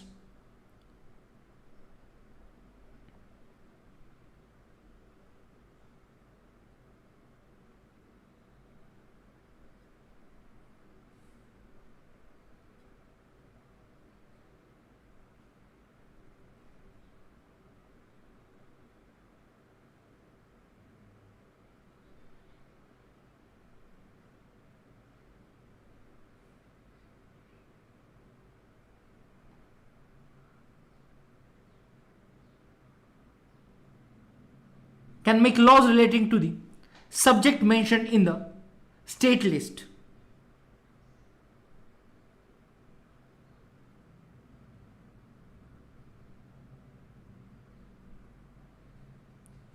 Then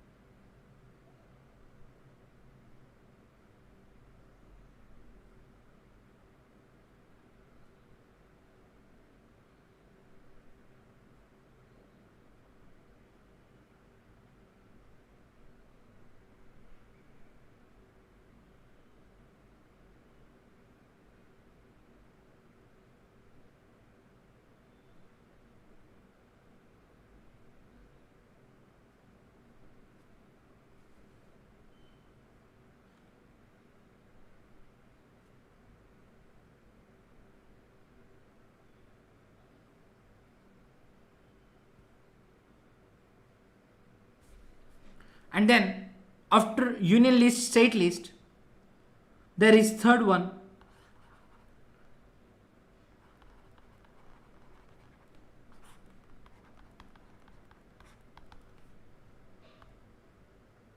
concurrent list.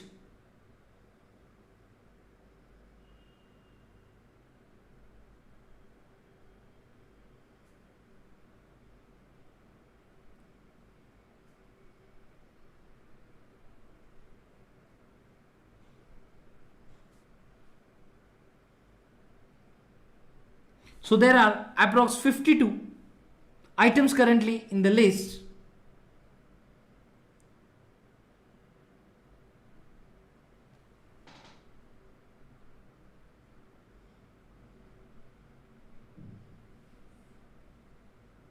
Then like prisons, then forest,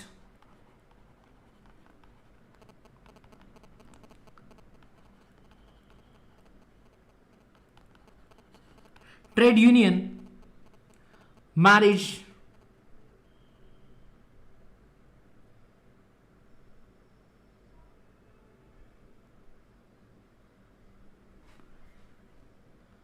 then adoption,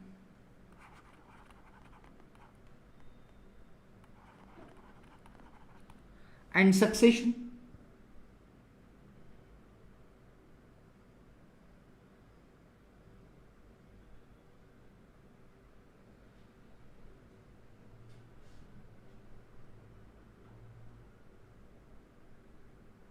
So the subject under concurrent list, both the union as well as the state governments can make laws on the subjects. So if their laws conflict with each other, the law made by union government will prevail.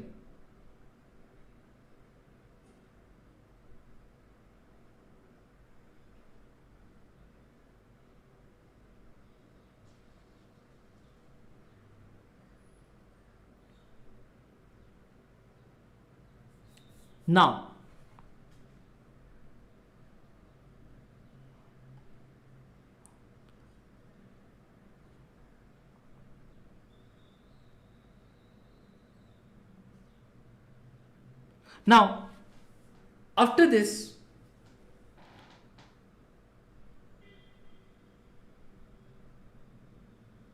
question is that what about subjects that do not fall in any of the three lists?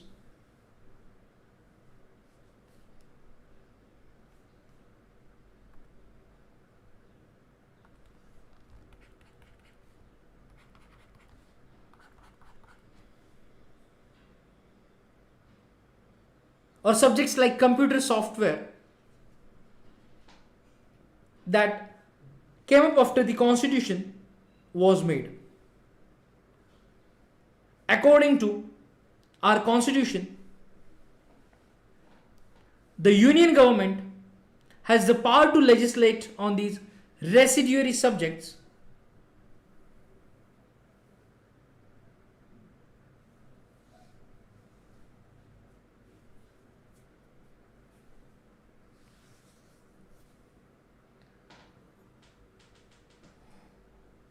Now,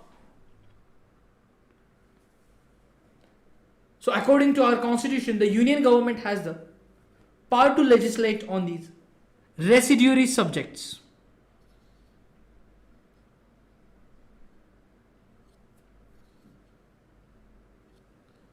So,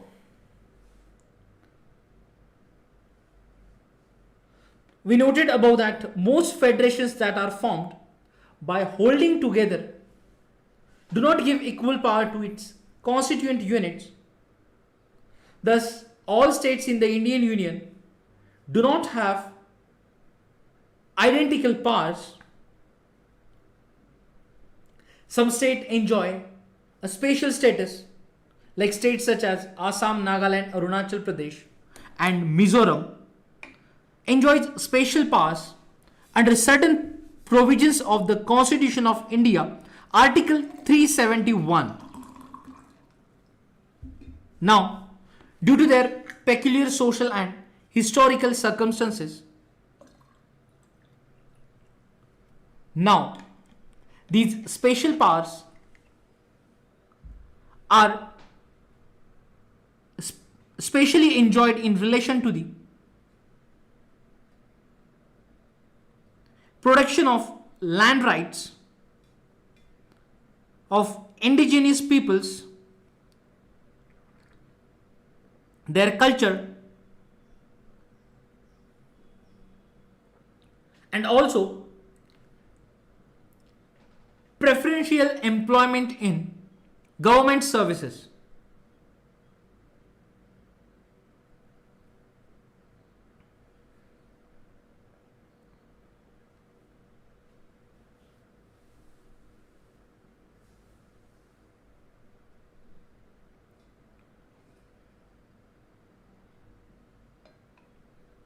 Now, Indians who are not permanent residents of this state cannot buy land or house here.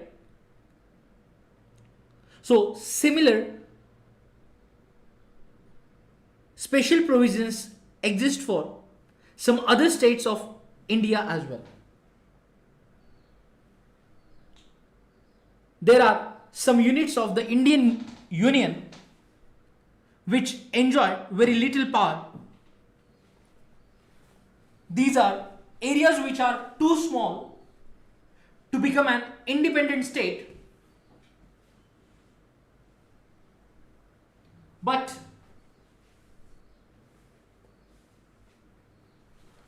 which could not be merged with any of the existing states. These areas like Chandigarh or Lakshadweep or the capital city of Delhi are called union territories. Now, these territories do not have the powers of a state,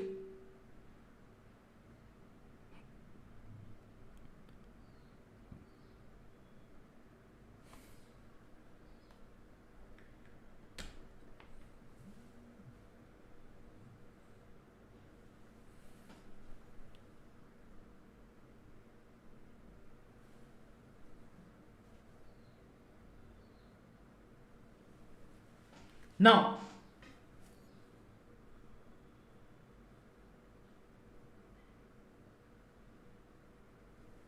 the central government has special powers in running these areas.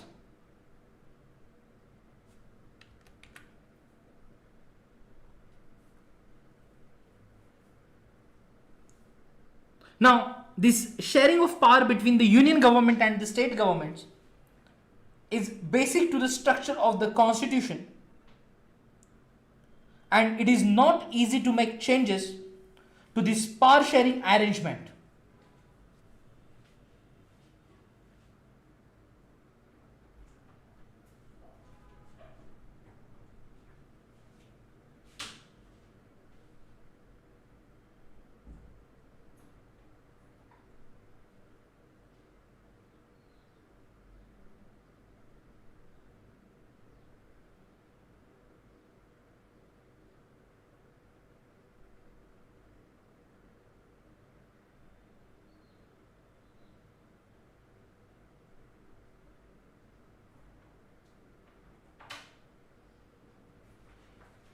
Now, this sharing of power between the union government and the state governments is basic to this structure of the constitution.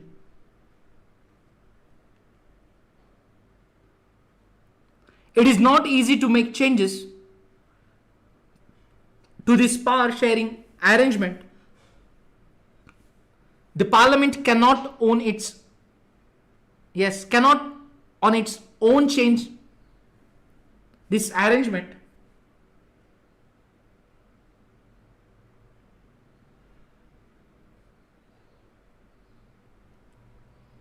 Now, any change to it has to be first passed by both the houses of parliament with at least two-thirds majority.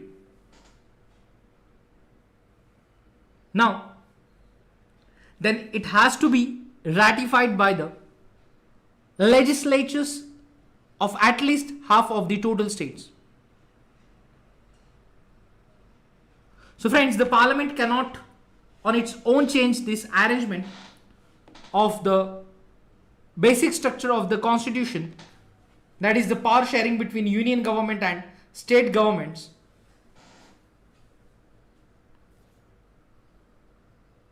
Any change to it has to be first passed by both the houses of parliament, that is Lok Sabha and Rajya Sabha, with at least two-thirds majority, and then it has to be ratified by the legislatures of at least half of the total states.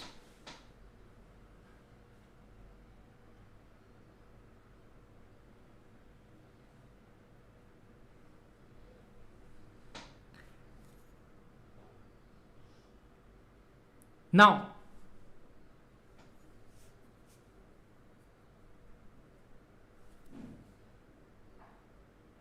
after this we will discuss about the judiciary.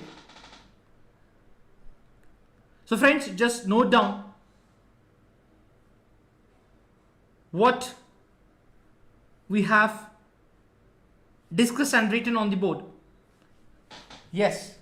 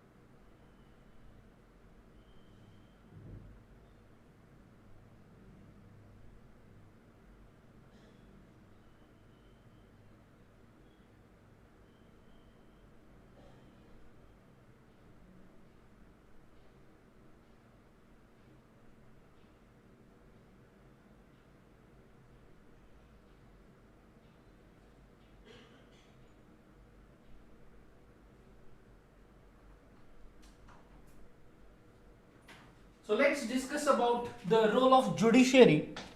I hope you have written what we have discussed till now. Now, the judiciary plays an important role in overseeing the implementation of constitutional provisions and procedures.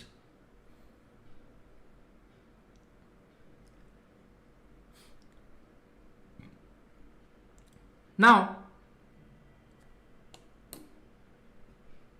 in case of any dispute about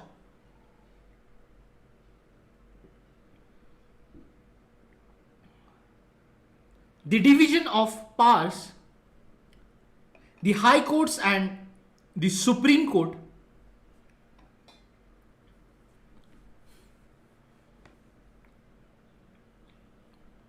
and yes, any dispute about the division of powers, the High Courts and the Supreme Court make a decision. The union and the state governments have the power to raise resources by levying taxes in order to carry on the government and the responsibilities assigned to each of them.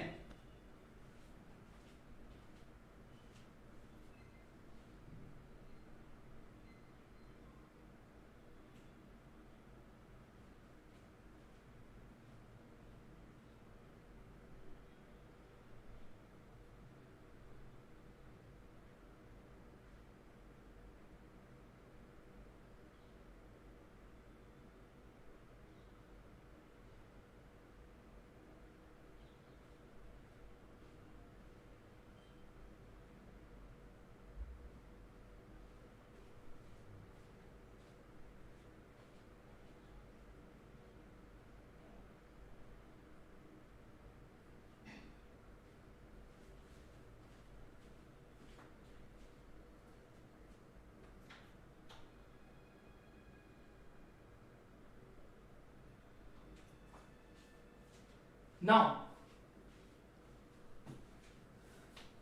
this is the role of the judiciary.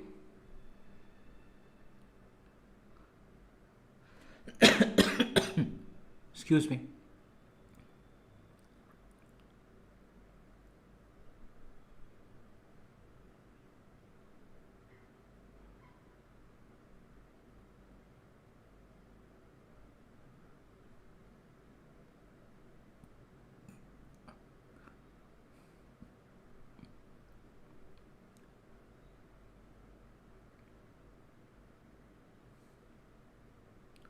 Now friends, let's see the India in 1947 before independence.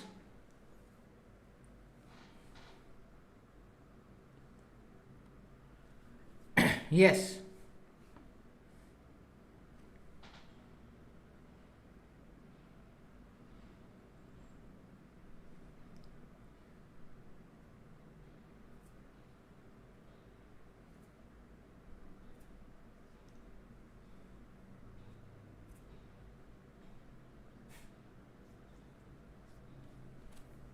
Now,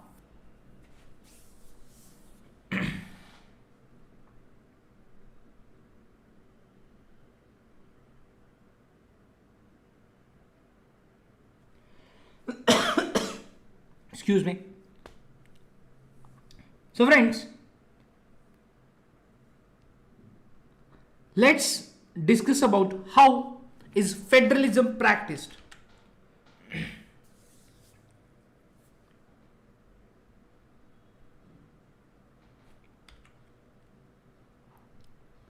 Yes, now friends, and this is the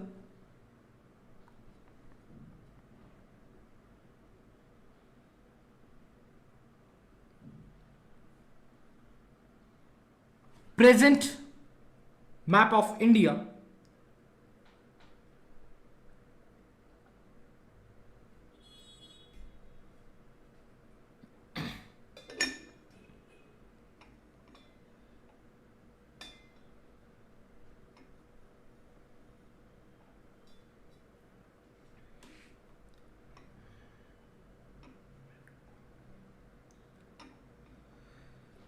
Now,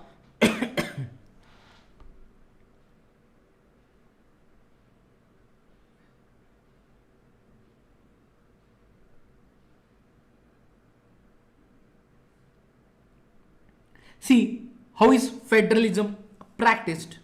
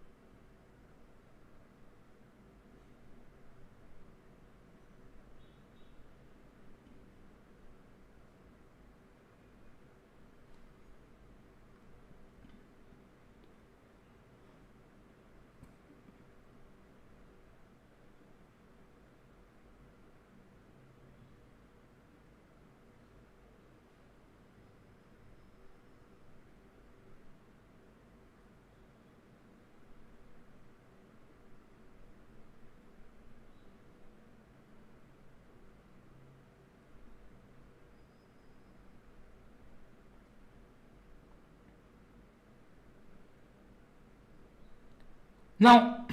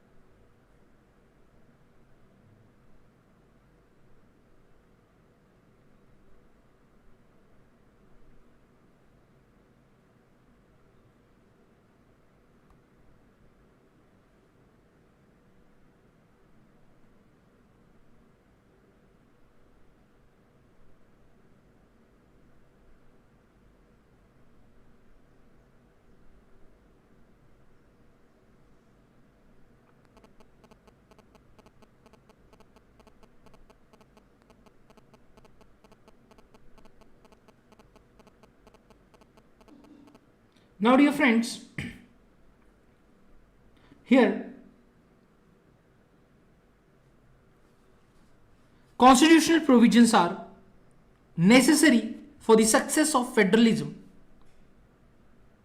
but these are not sufficient. If the federal experiment has succeeded in India, it is not merely because of the clearly laid out constitutional provisions. The real success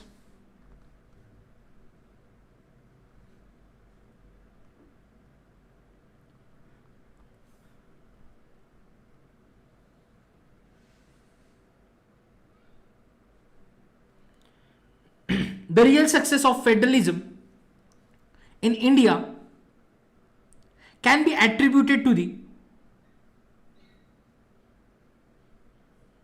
nature of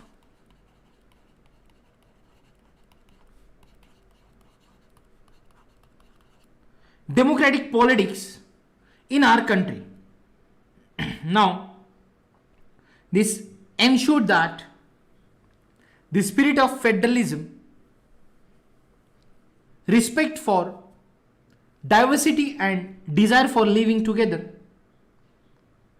become shared ideals in our country.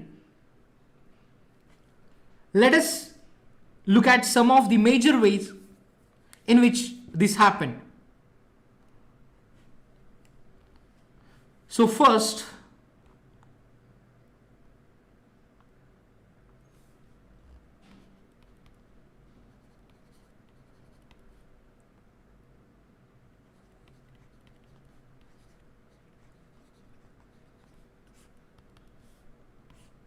linguistic states. Now see, the creation of linguistic states was the first and major test for democratic politics in our country.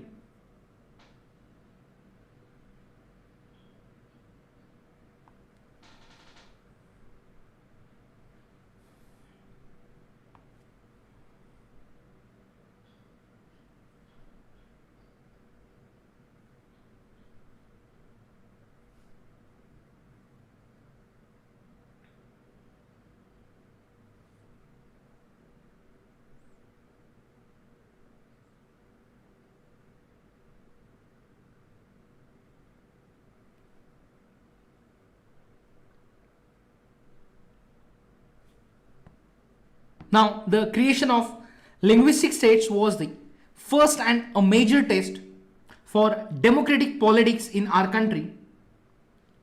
If we look at the political map if we look at the political map of India when it began its journey as democracy in 1947 and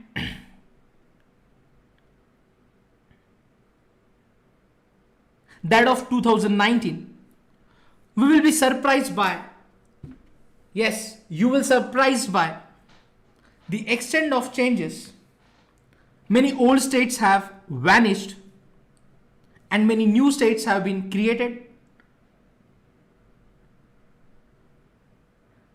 Areas, boundaries and names of the states have been changed. So in 1947, the boundaries of several old states of India were changed in order to create new states. Now this was done to ensure that people who spoke the same language lived in the same state. So some states were created not on the basis of language but to recognize differences based on culture, ethnicity or geography. Now, these include states like Nagaland, Uttarakhand and Jharkhand.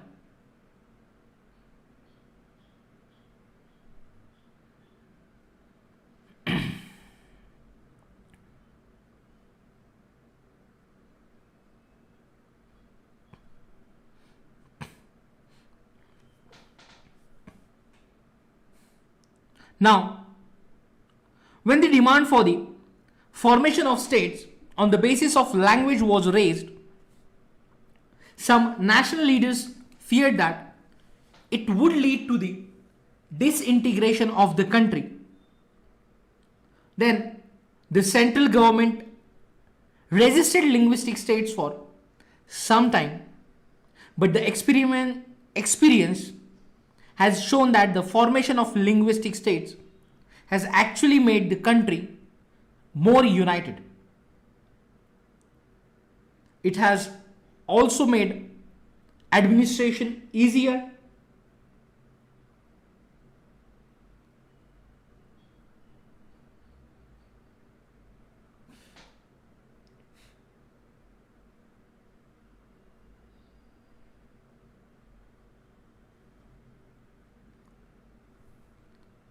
Then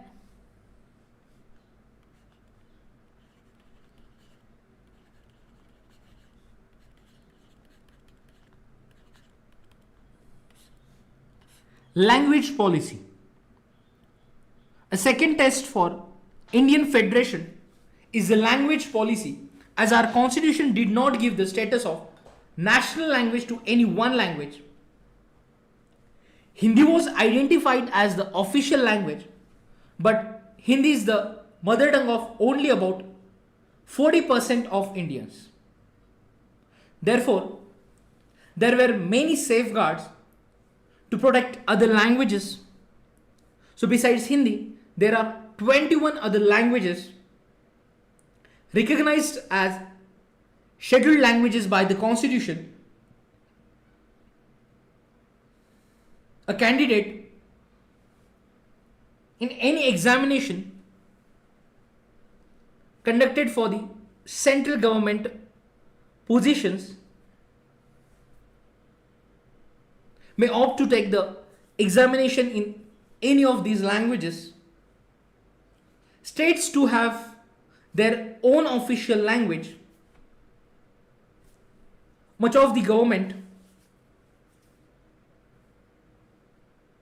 work takes place in the official language of the concerned state. So, unlike Sri Lanka, the leaders of our country adopted a very cautious attitude in separating the use of Hindi. Now, according to the constitution, the use of English for official purposes was to stop in 1965. However, many non-Hindi speaking states demanded that the use of English continue.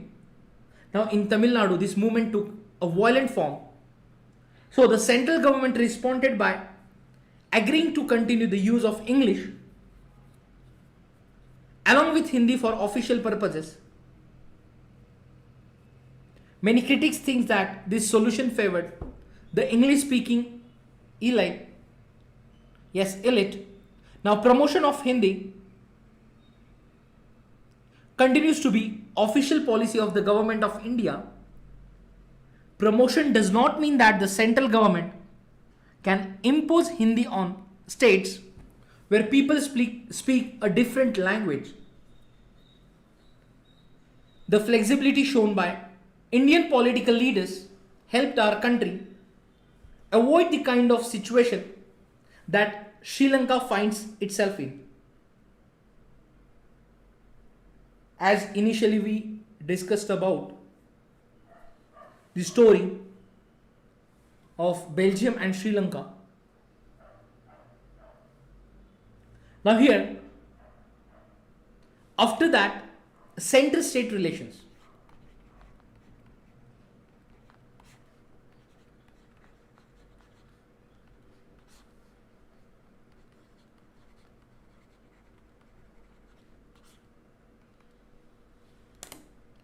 Friends, restructuring the center-state relations is one more way in which federalism has been strengthened in practice. Now, how the constitutional arrangements for sharing power work in reality, which depends to a large extent on how the ruling parties and leaders follow these arrangements for a long time. Now, the same party ruled both the center and the most of the states. This means that the state governments did not exercise their rights as autonomous federal units as and when the ruling party at the state level was different. The parties that ruled at the center tried to undermine the power of states.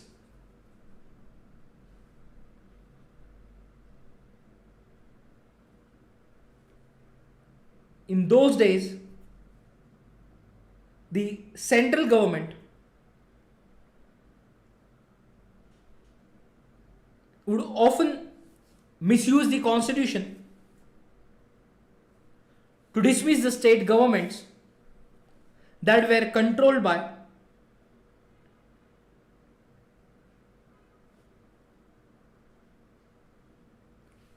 rival parties.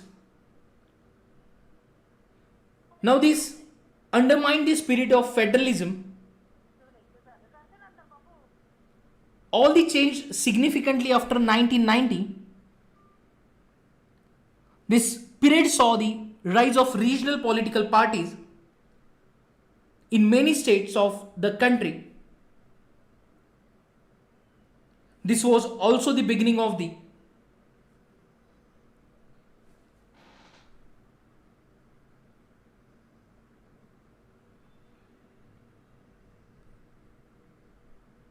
era of coalition government.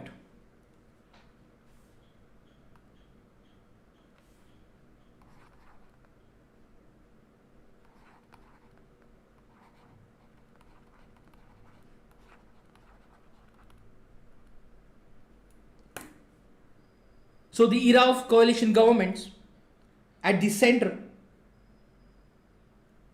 since no single party got a clean majority in the Lok Sabha,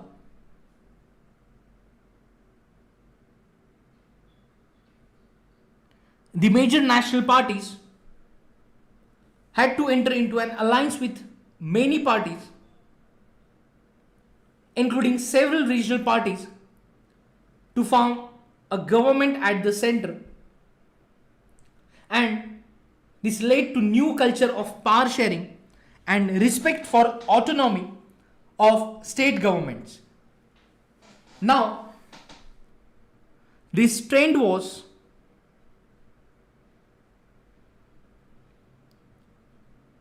supported by major judgments. Yes, this trend was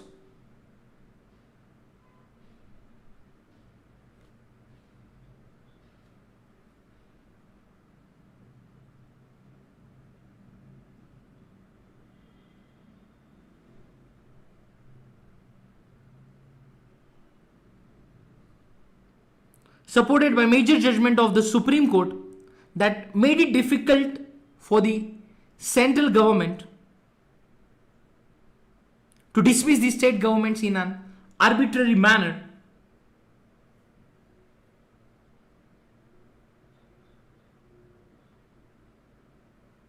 Thus,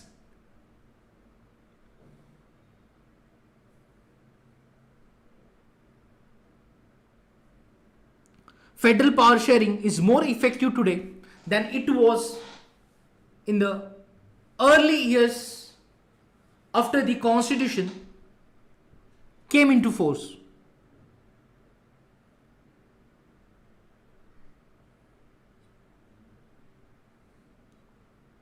Now, there is linguistic diversity of India we will discuss now.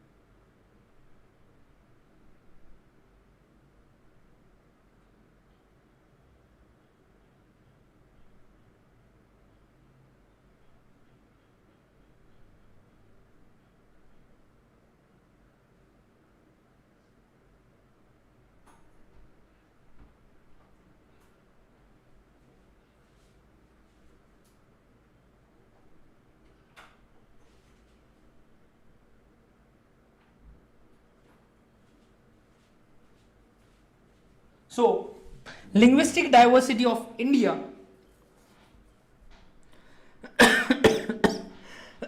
excuse me. So friends,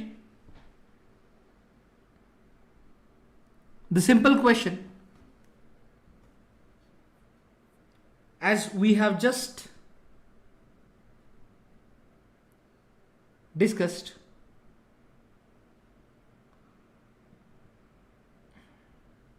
now tell me one thing. How many languages do we have in India? The answer depends on how one counts it.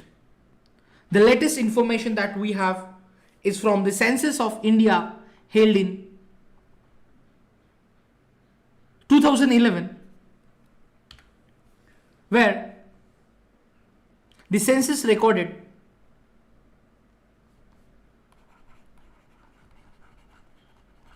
more than 1,300 distinct languages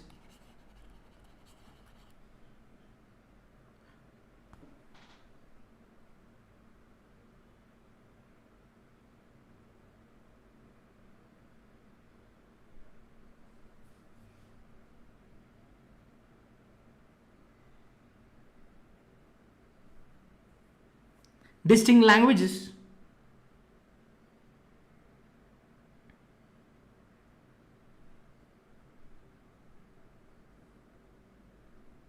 which people mentioned as their mother tongues. These languages were grouped together for some major languages. For example,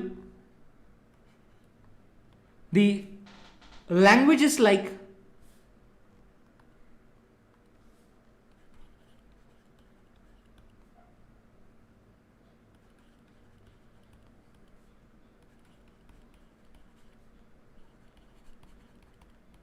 Bhojpuri, Magdhi,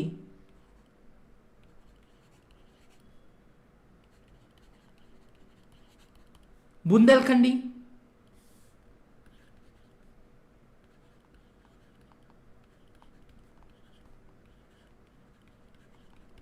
Chhattisgarhi,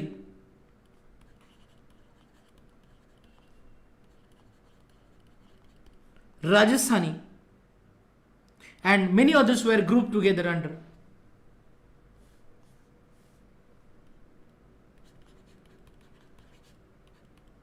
Hindi. Now, even after this grouping, the census found 121 major languages. Of these, 22 languages are now included in the 8th schedule of the Indian Constitution and are therefore called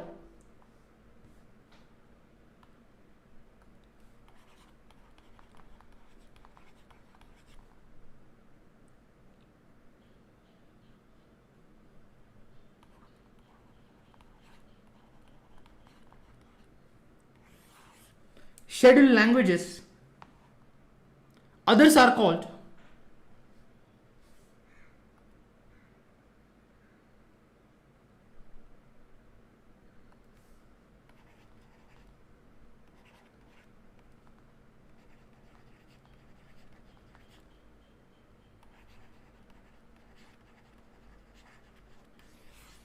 non-scheduled languages. In terms of languages, India is perhaps the most diverse country in the world.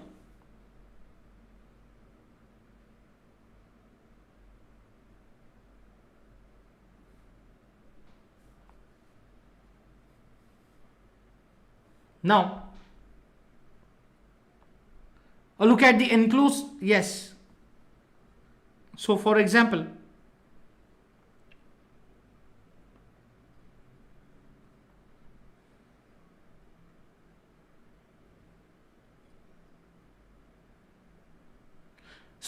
the observations that no one language is the mother tongue of the majority of our population. The largest language, Hindi, is the mother tongue of only 44% of Indians.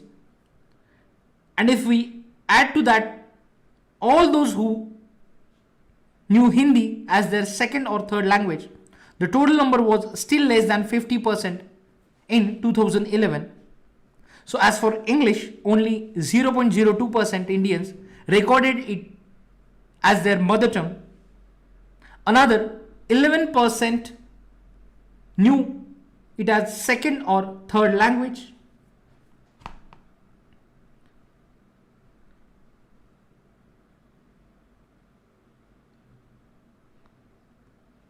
Now friends,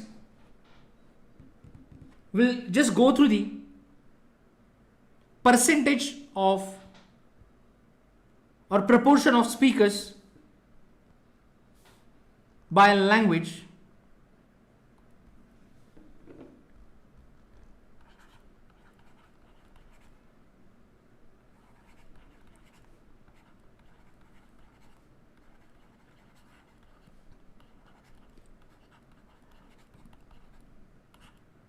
Scheduled languages of India.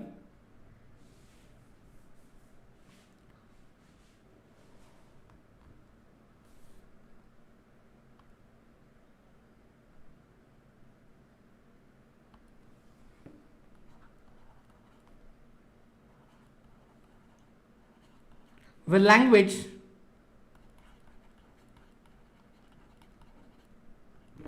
and proportion of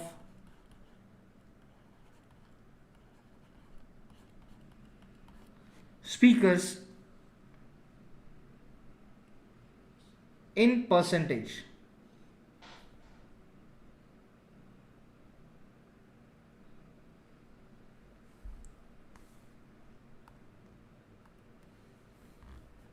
Now, when we are talking about Assamese, the French proportion of speakers is 1.26%.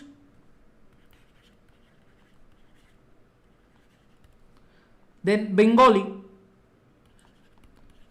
8.03%. Bodo 0.12%. Dogri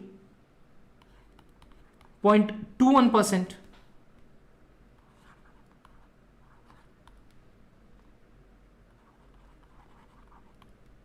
Gujarati 4.58%.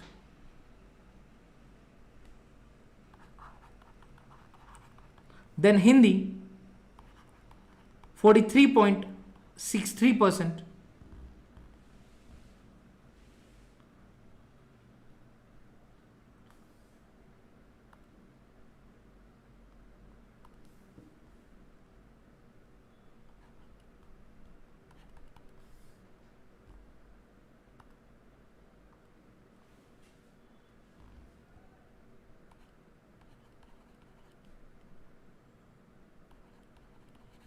Then Kannada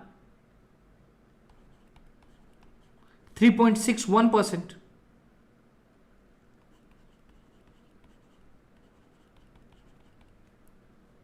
Kashmiri 0.56%.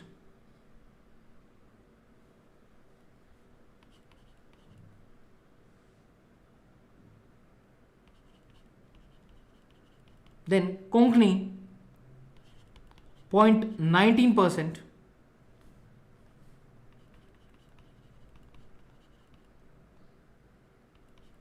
Maithili 1.12%.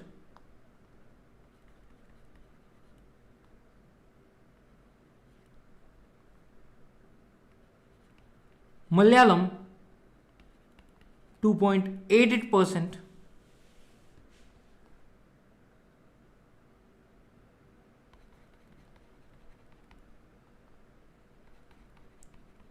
Manipuri 0.15%.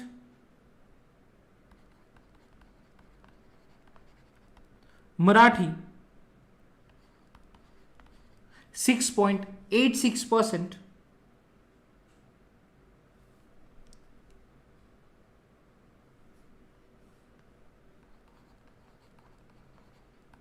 Nepali 0.24%.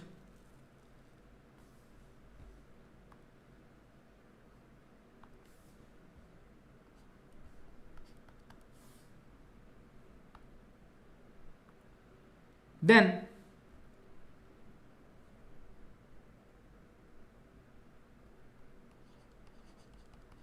Odia 3.10%.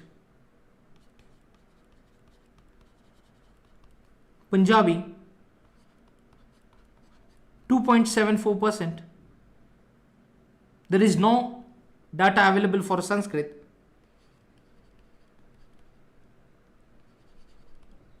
Then Santali 0.61%.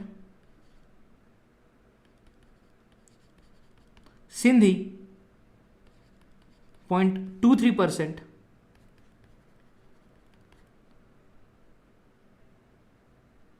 Tamil 5.70%.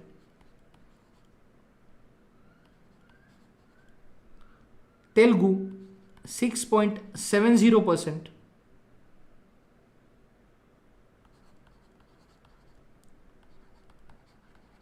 Urdu 4.19%.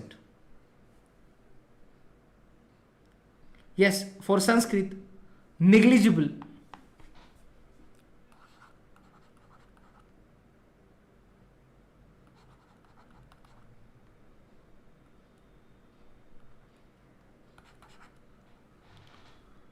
So this is the data from the census 2011. So this is the linguistic diversity of India.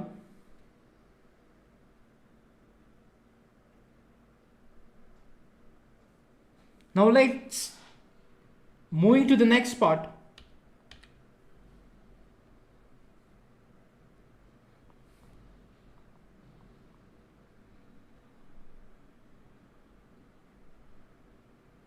So friends, with this, the report of the State Reorganization Commission SRC was implemented exactly 50 years ago, that is in 1st November 1956.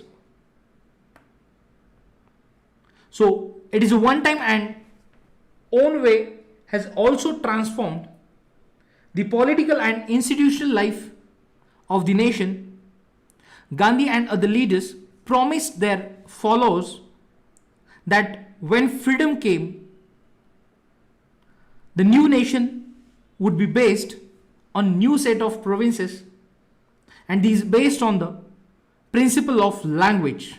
So however, when India was finally freed in 1947, it was also divided. So it is the formation of linguistic states that has allowed India to escape what might have been a worse fate still if the sentiments of the native speakers of Telugu, Marathi, etc. had been disregarded. What might have was one language, 14 or 15 nations. Now friends, after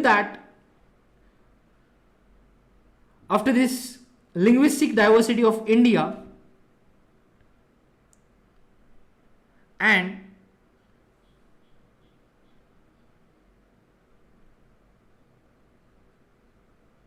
the federalism practice,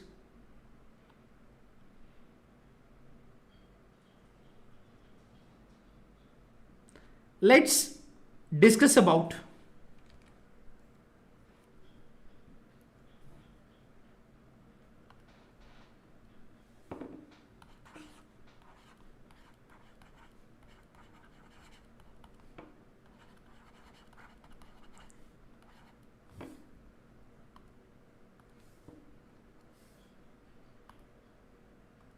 decentralization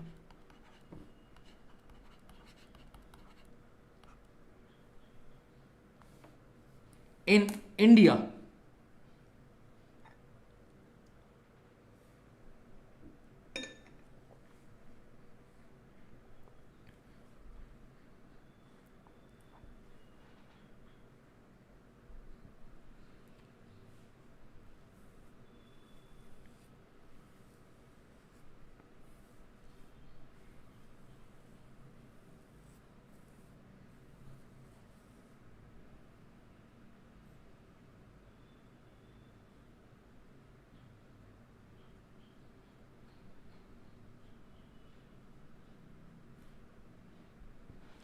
Now,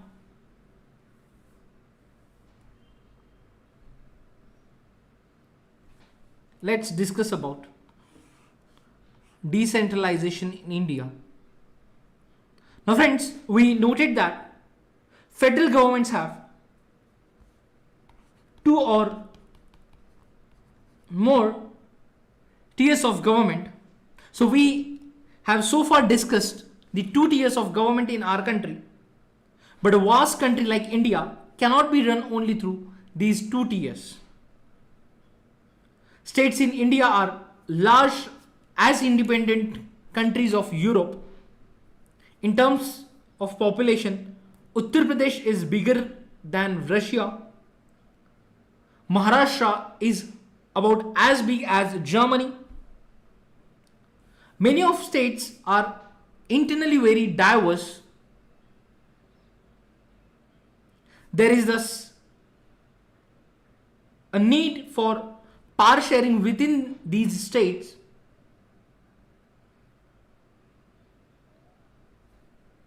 Now, federal power sharing in India needs another tier of government below that, the state government, and this is rational for decentralization of power.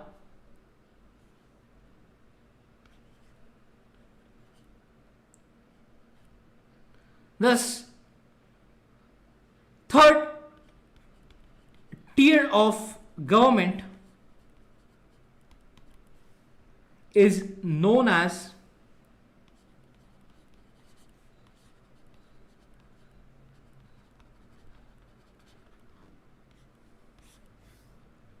local government. Now, when power is taken away from central and state governments and given to local government, it is called decentralization.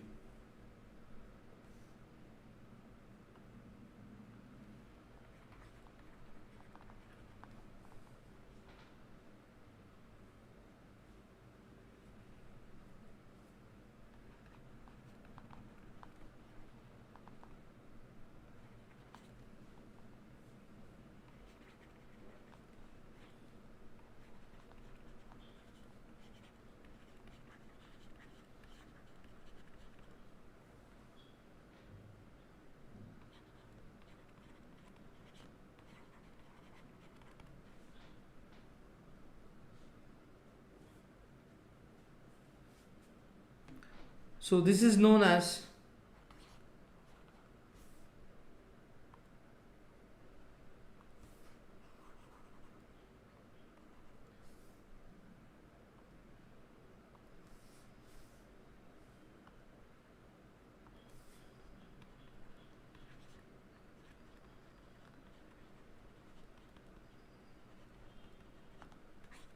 decentralization. Now, the basic idea behind decentralization is that there are a large number of problems and issues which are best settled at the local level.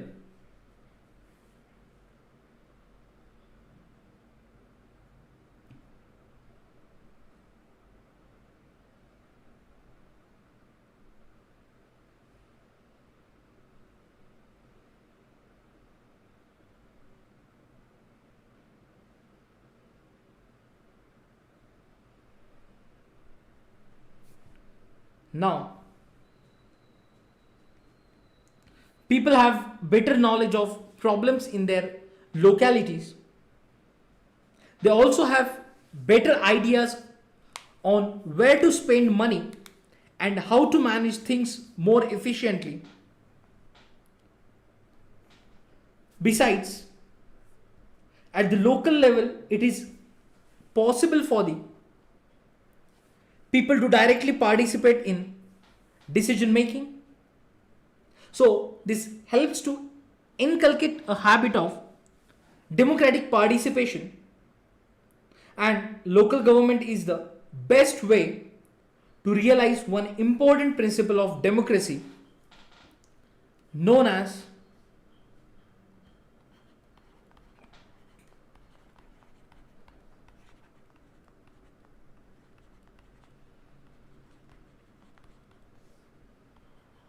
local self-government.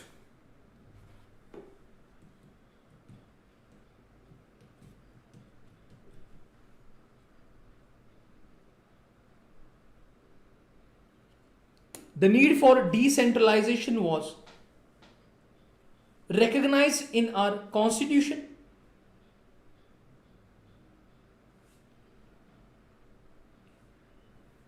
Since then, there have been several attempts to decentralize power to the level of villages and towns.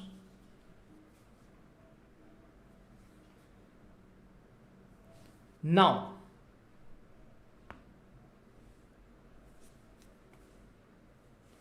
Panchayats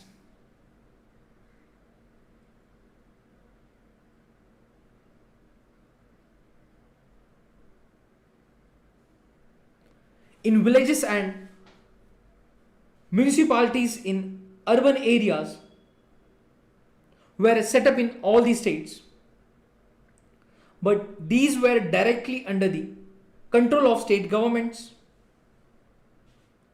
Elections to these local governments were not held regularly. Local governments did not have any powers or resources of their own, and thus there was very little decentralization in effective terms. So, a major step towards decentralization was taken in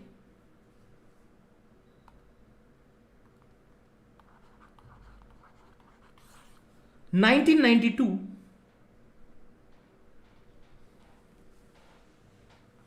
The constitution was amended to make the third tier of democracy more powerful and effective. Now, it is constitutionally mandatory to hold regular elections to the local government bodies, and states are reserved in the elected bodies, and the executive heads of these institutions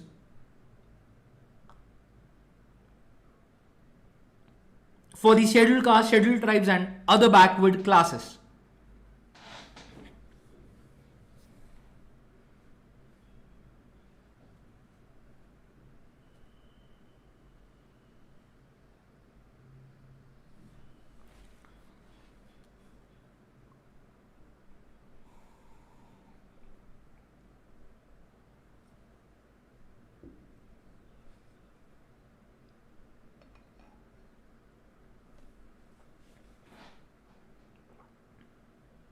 Now, in local bodies, the seats are reserved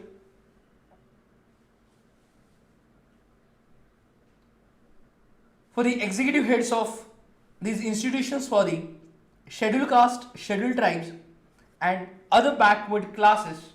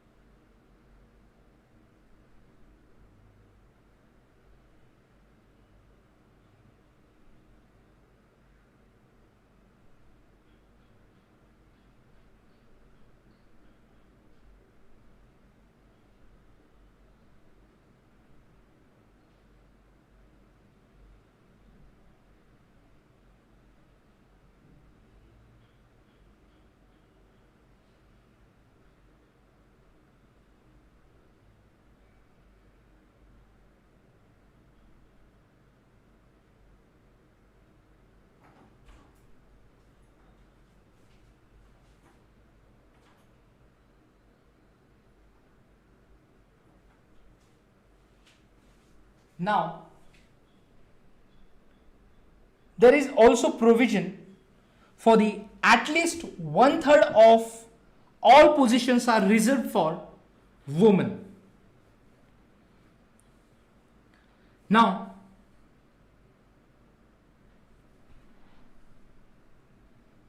an independent institution called State Election Commission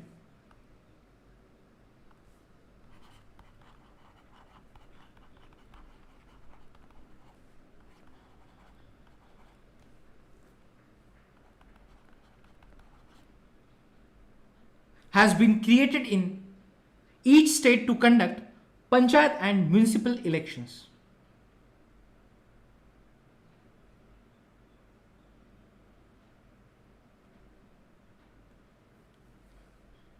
Now, the state governments are required to share some powers and revenue with local government bodies. The nature of sharing varies from state to state.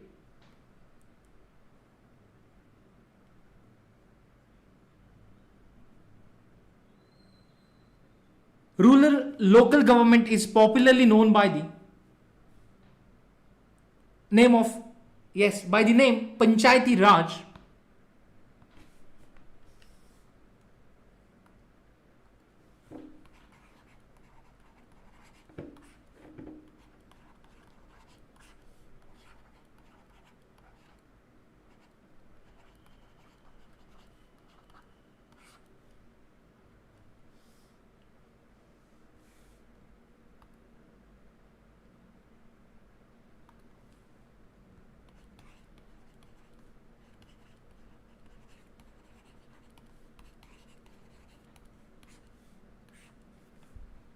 Now, each village or group of villages in some states has a Gram Panchayat,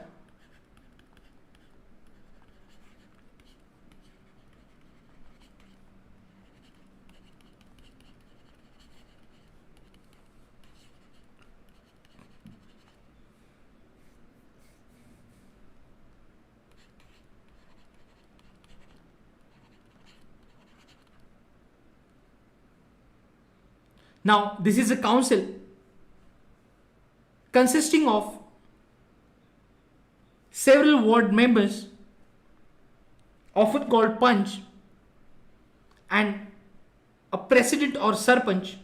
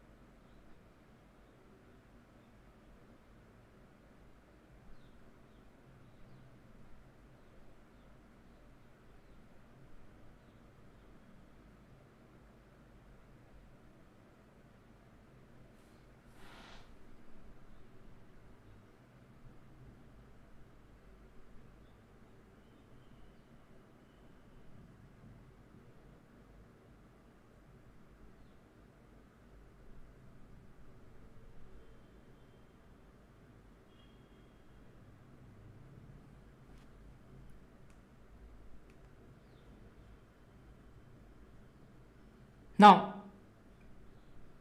these president or sarpanch, they are directly elected by all adult population living in the ward or village.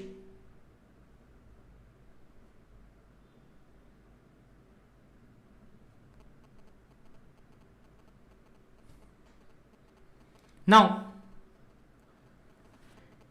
it is the decision-making body for entire village, and the panchayat works under overall supervision of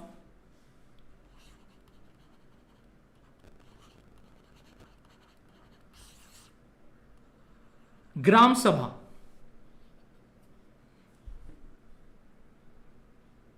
Now, all the voters in the villages are its members, so it has to meet at least twice or thrice In year 2, approve the annual budget of the Gram Panchayat and to review the performance of the Gram Panchayat.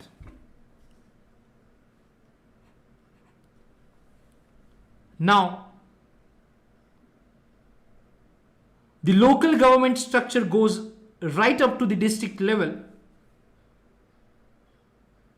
A few Gram Panchayats are grouped together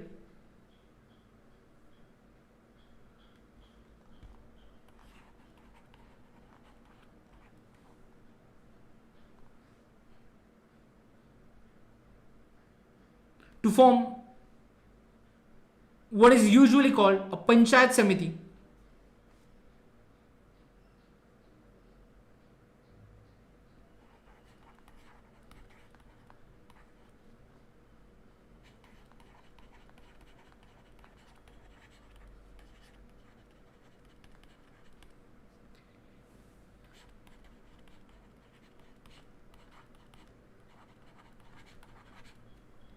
Yes, Panchayat Samiti block or mandal. Now the members of this representative body are elected by all the Panchayat members in that area.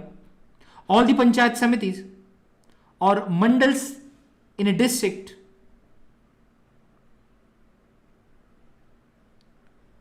together continue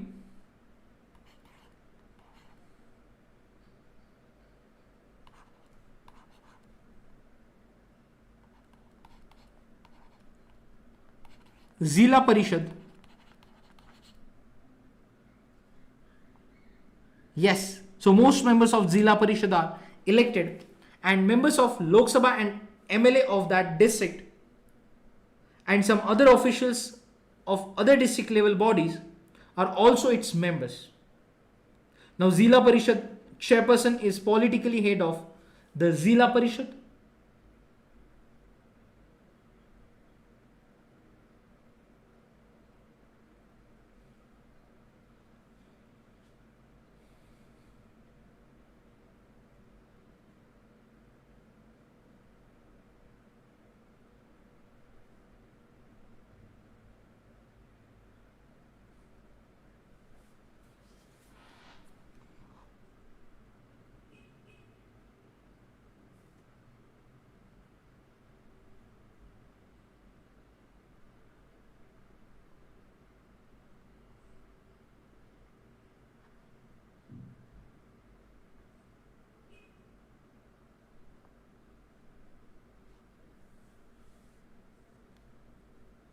Now,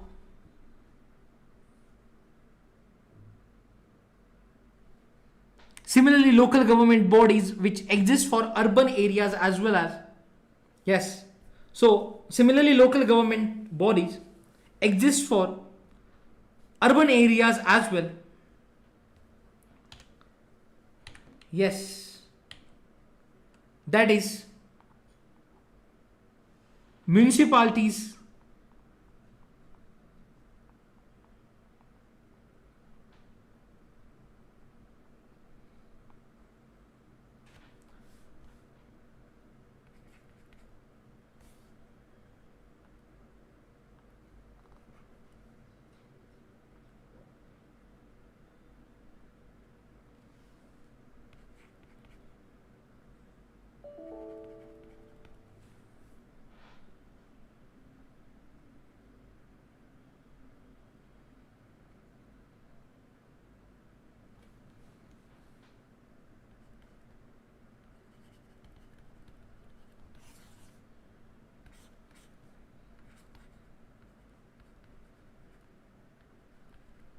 Municipalities for towns, big cities are constituted into municipal corporations. So both municipalities and municipal corporations are controlled by elected bodies consisting of people's representatives. Municipal chairperson is the political head of municipality. In a municipal corporation, such officer is called mayor.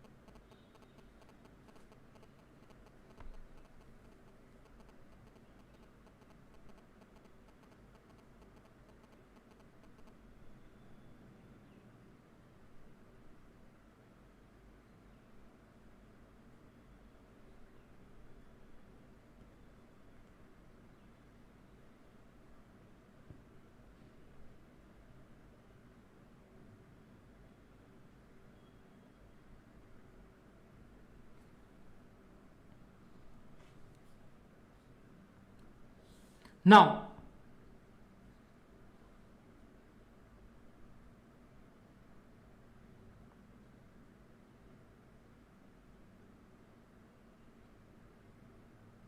there is in NCERT you can go through the experiment in Brazil is also discussed.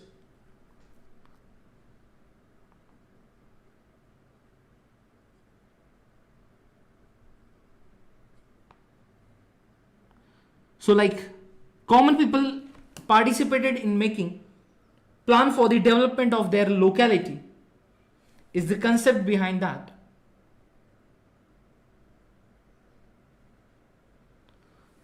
Now, let's discuss the experiment in Brazil.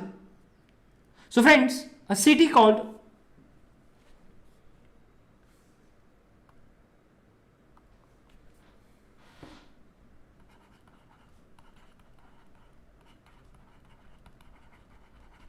okay, now we will discuss that experiment in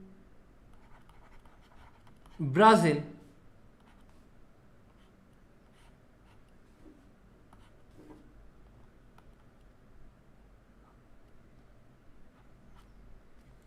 Now,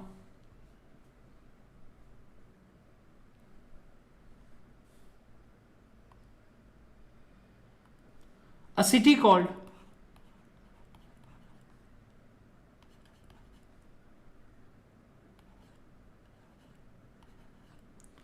Porto Alegre in Brazil has carried out an extraordinary experiment in combining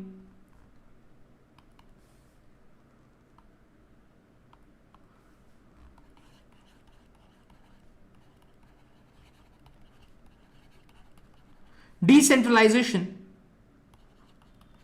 with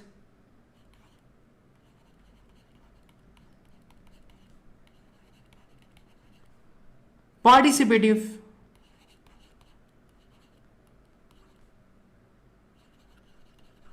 democracy. Now the city has set up a parallel organization operating alongside the municipal council, enabling local inhabitants to take real decisions for their city. Now, the nearly 13 lakh people in this city get participate in making the budget for their own city.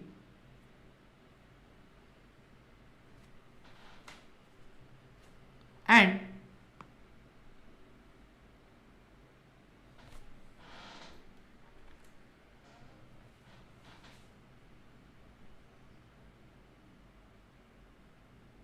the city is divided into many sectors, what we call wards. So each sector has a meeting like that of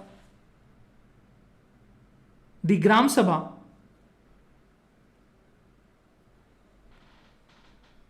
in which anyone living in that area can participate. There are some meetings to discuss issues that affect the entire city. So any citizen of the city can participate in those meetings. So the budget of the city is discussed in these meetings, and the proposals are put to municipality that takes a final decision about it.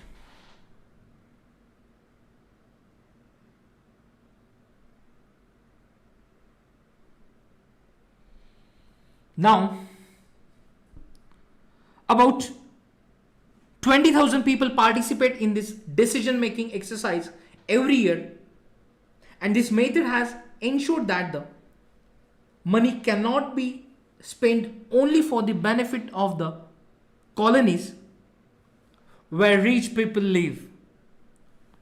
Buses now run to the poor colonies, and builders cannot evict slum dwellers without resettling them. So friends, this is the example or the experiment carried out in Brazil.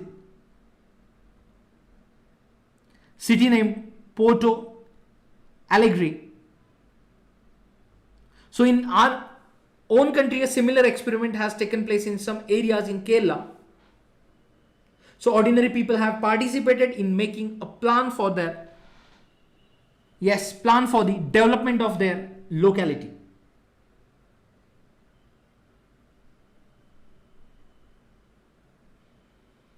Now,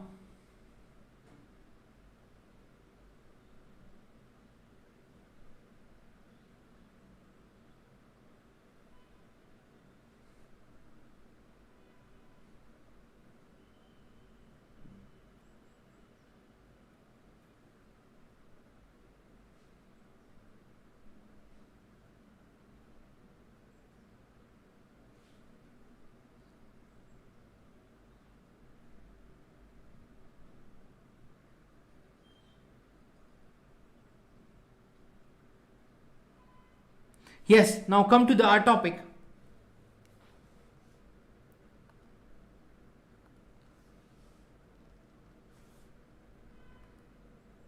So,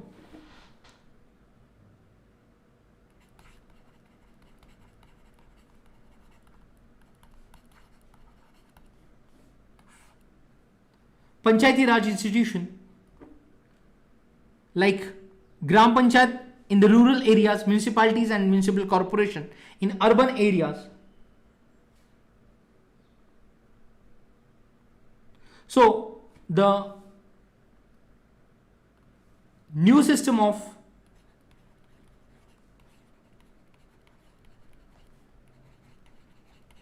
local government is the largest experiment in democracy conducted anywhere in the world. Now there are now about 36 lakh elected representative in panchayats.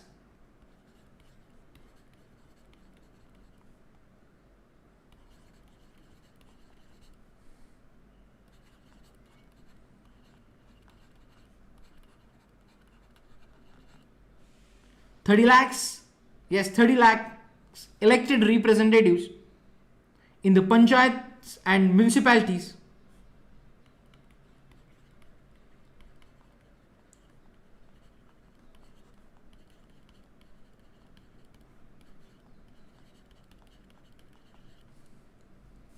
So in the panchayat, so all over the country, this number is all over the country. Now the number is bigger than the population of many countries in the world. So constitutional status for local government has helped to deepen democracy in our country. So the constitutionalization of local government has helped to deepen democracy in our country. So it has also increased women's representation and voice in our democracy. At the same time, there are many difficulties. While elections are held regularly and enthusiastically, Gram Sabhas are not held regularly.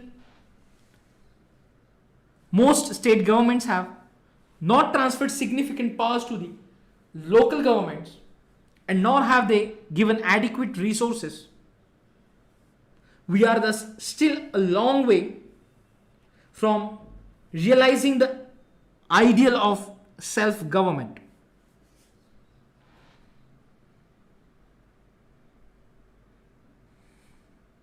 So, local self-government is beneficial for the complete society. Now friends, let's discuss about after the federalism. Now we will discuss about democracy and diversity.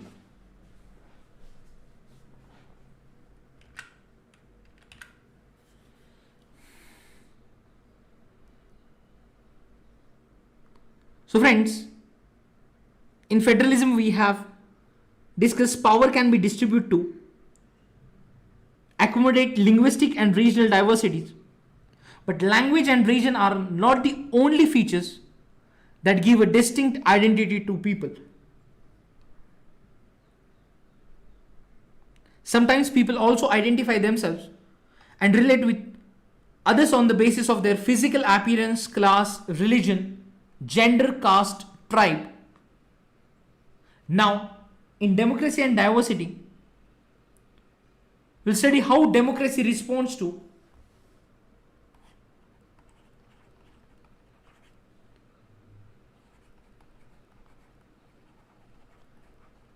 social differences,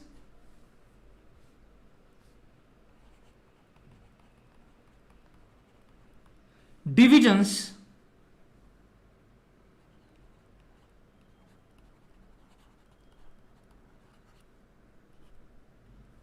inequalities,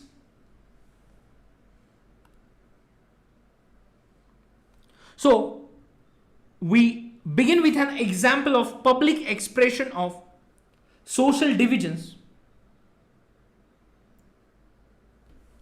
We then draw some general lessons about how social differences can take various forms.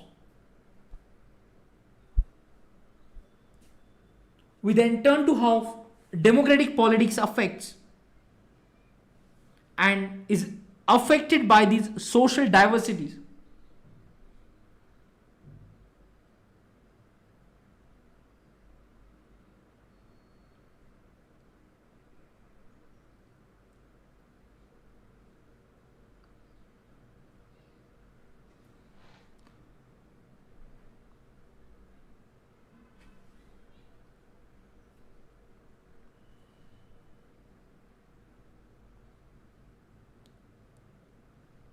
Now friends, here is the story given from Mexico Olympics we will discuss.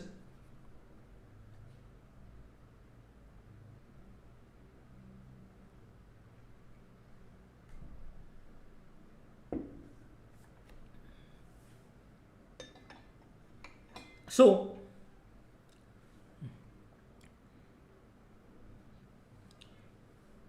civil rights movement in the United States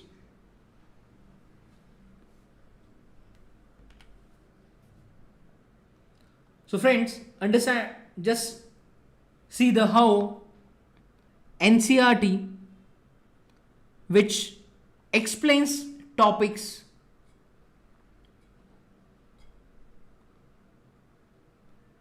in lucid way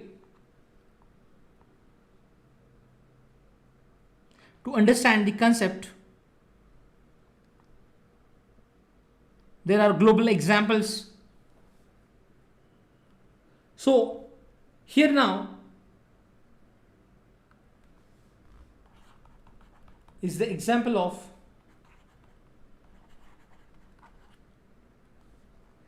civil rights movement in the USA.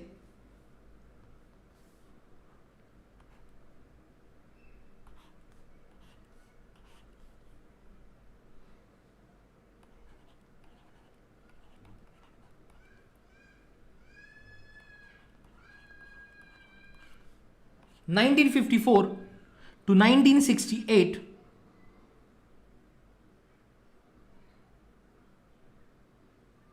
So this movement refers to a set of events and reform movements aimed at abolishing illegal racial discrimination against African Americans .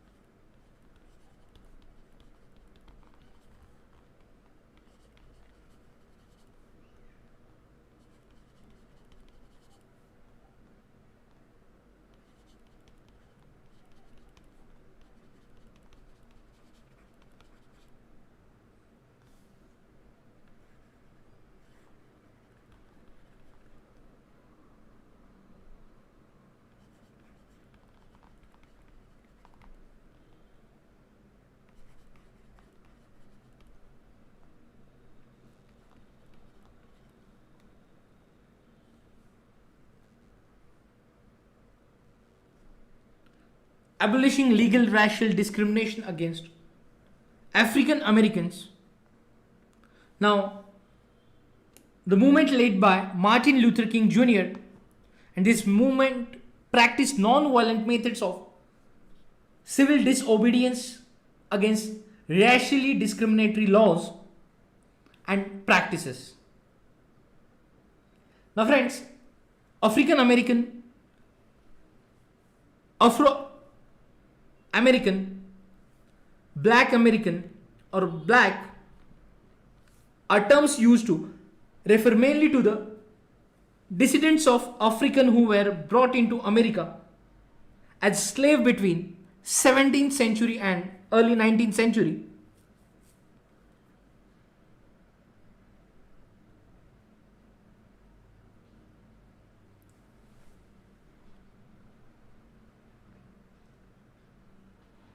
Now, the Black Power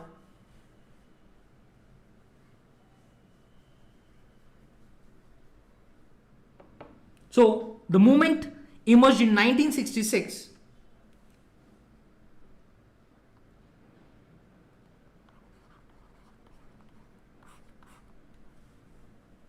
and lasted till 1975, which was more militant anti-racist movement advocating even violence if necessary to end racism in the US.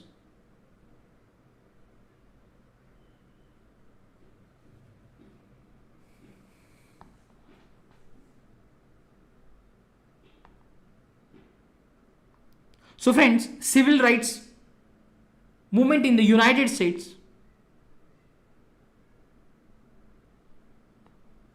where a story from Mexico Olympics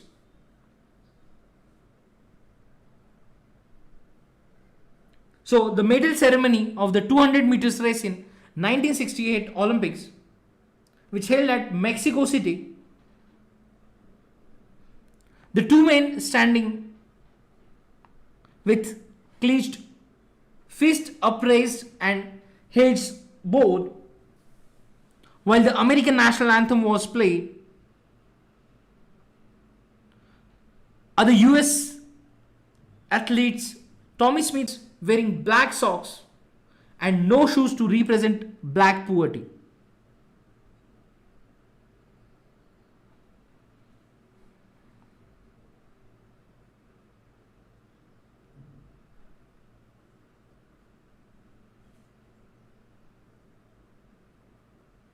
So with this gesture, they tried to draw international attention to racial discrimination in the United States.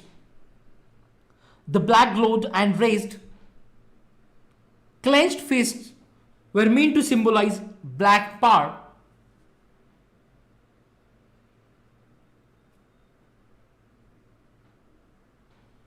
Now, the silver medalist white Australian athlete Peter Norman wore a human rights badge on his shirt during the ceremony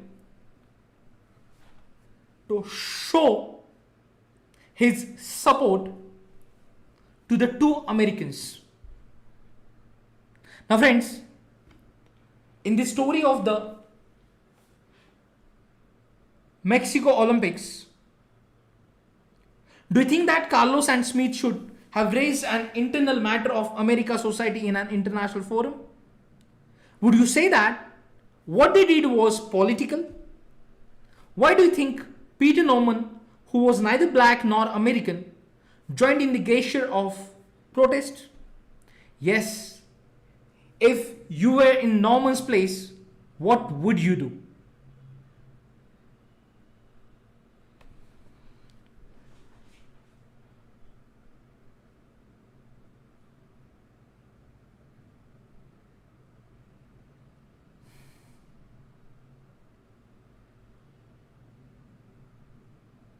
Now,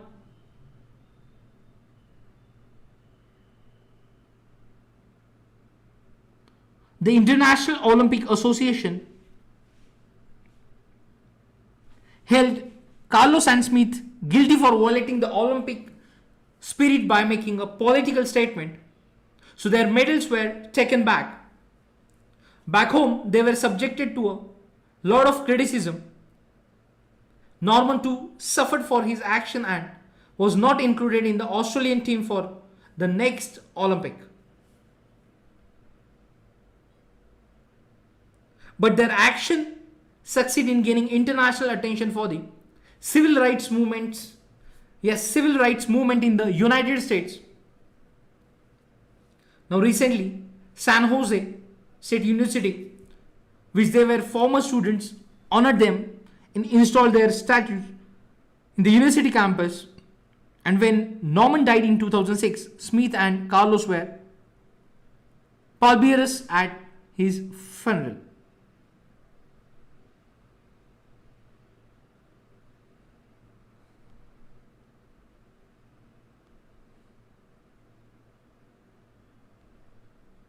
Now there is also one small debate given in the NCERT. So let's discuss about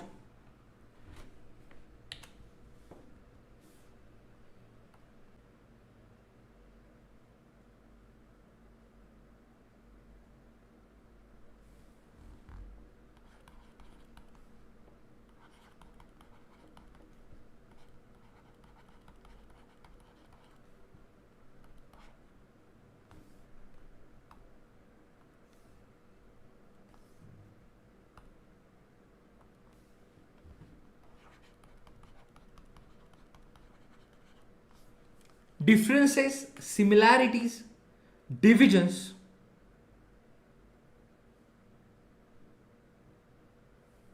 Now, the athletes in the example above were responding to social divisions and social inequalities.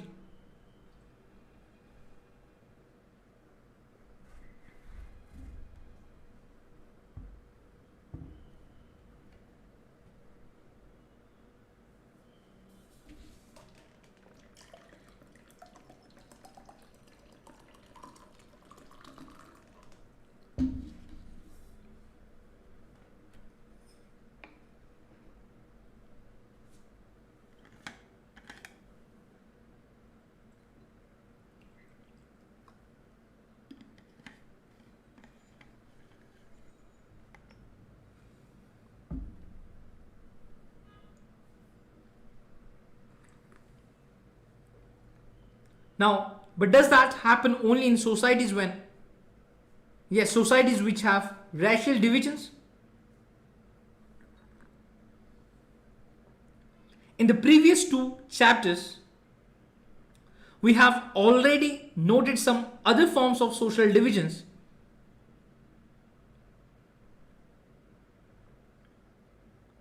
For the example,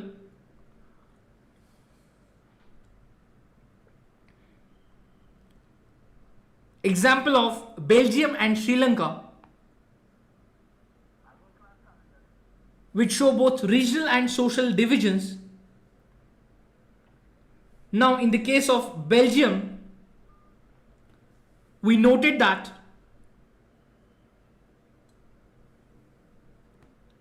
people who live in different regions speak different languages.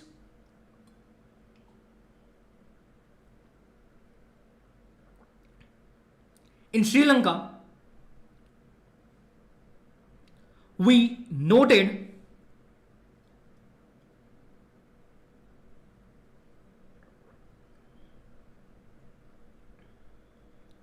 linguistic as well as religious differences.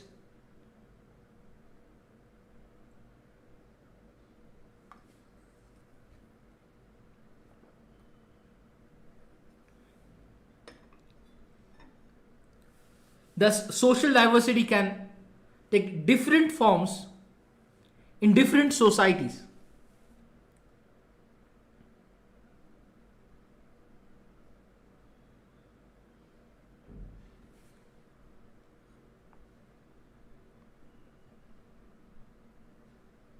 Now, when we are talking about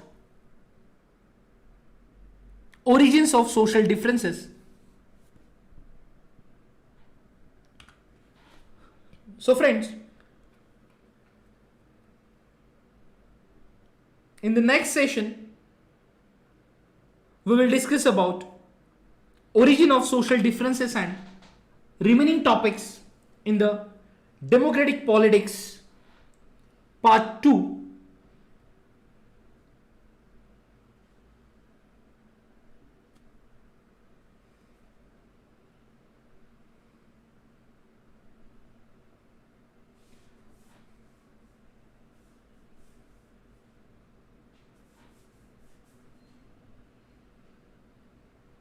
Now,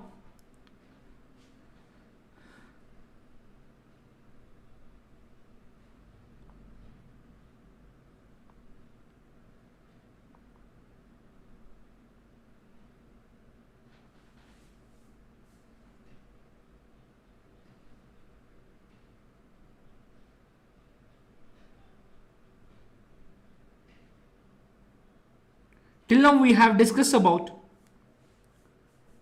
power sharing, federalism, and now just we have started about democracy and diversity, which we will continue in the next session. So friends, I hope you have liked this session. So do not forget to press like button. You can share the video with your friends. In the next session of marathon, we will continue from democracy and diversity. So that's it for today's session.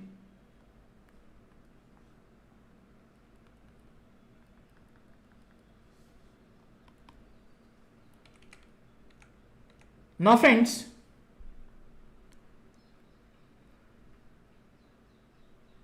yesterday only we have started new batches for 1 year and 2 year batches.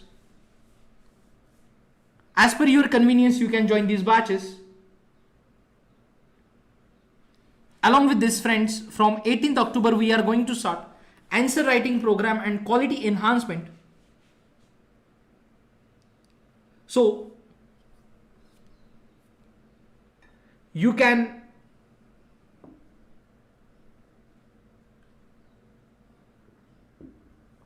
join the batches as per your convenience. Also, we have started Weekend Current Affairs Simplified batch. In this batch, we will cover major newspapers like Hindu, Indian Express, magazines like Yojana, Kurukshetra, Down to Earth, EPW, and other sources like PIB, Rajya Sabha TV, All India Radio.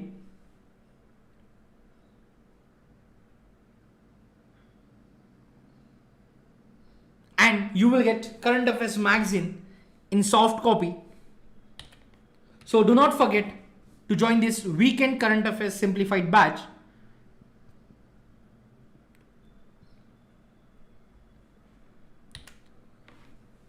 And once again, we are congratulate to all successful candidates who have cleared UPSC CSE 2020. And friends, Unacademy learner Jagrati Avasti secured All India second rank. So we proud of her. Along with that, we have 169 plus Unacademy learners cracked the UPSC CSE 2020. Still we are counting the numbers. And friends, now there are a number of reasons to gear up your preparation with Unacademy, where you will get benefits for subscription as well.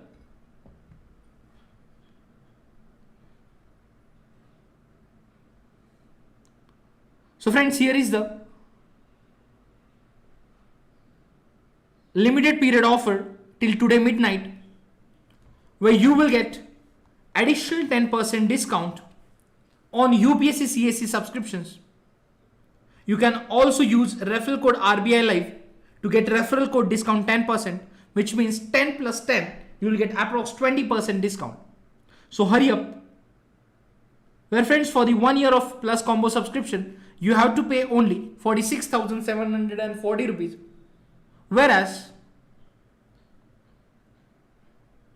for the 1 year of Iconic Combo subscription, you have to pay 63,989 rupees.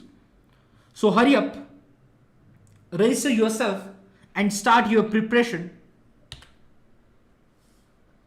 Upcoming Sunday on 3rd October, we are conducting UPSC Combat dedicated for geography. The link is provided in the description box. Through link you can register for the same, and you can use invite code RBI Live to register for the combat. Friends, here you will get amazing prizes and scholarships as per your performance. So register for the combat. The pattern, like 1 hour, you have to solve 50 questions. Now, Unacademy is also providing study material in hard copy. So the study material worth rupees 10,000 you will get absolutely free with 1 year and above subscription. Here you will get 20 books.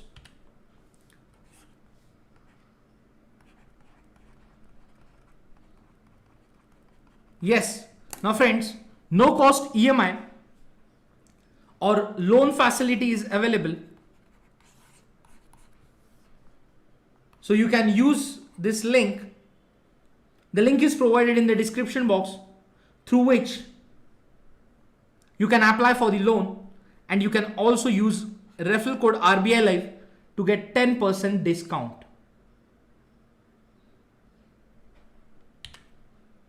And do not forget to join free test series where we will cover complete general studies.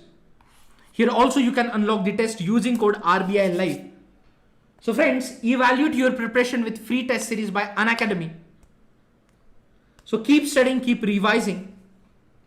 Stay tuned. Watch Unacademy videos. You can share, like and subscribe Unacademy channels. So see you in the next lecture. Stay home, stay safe, get vaccinated.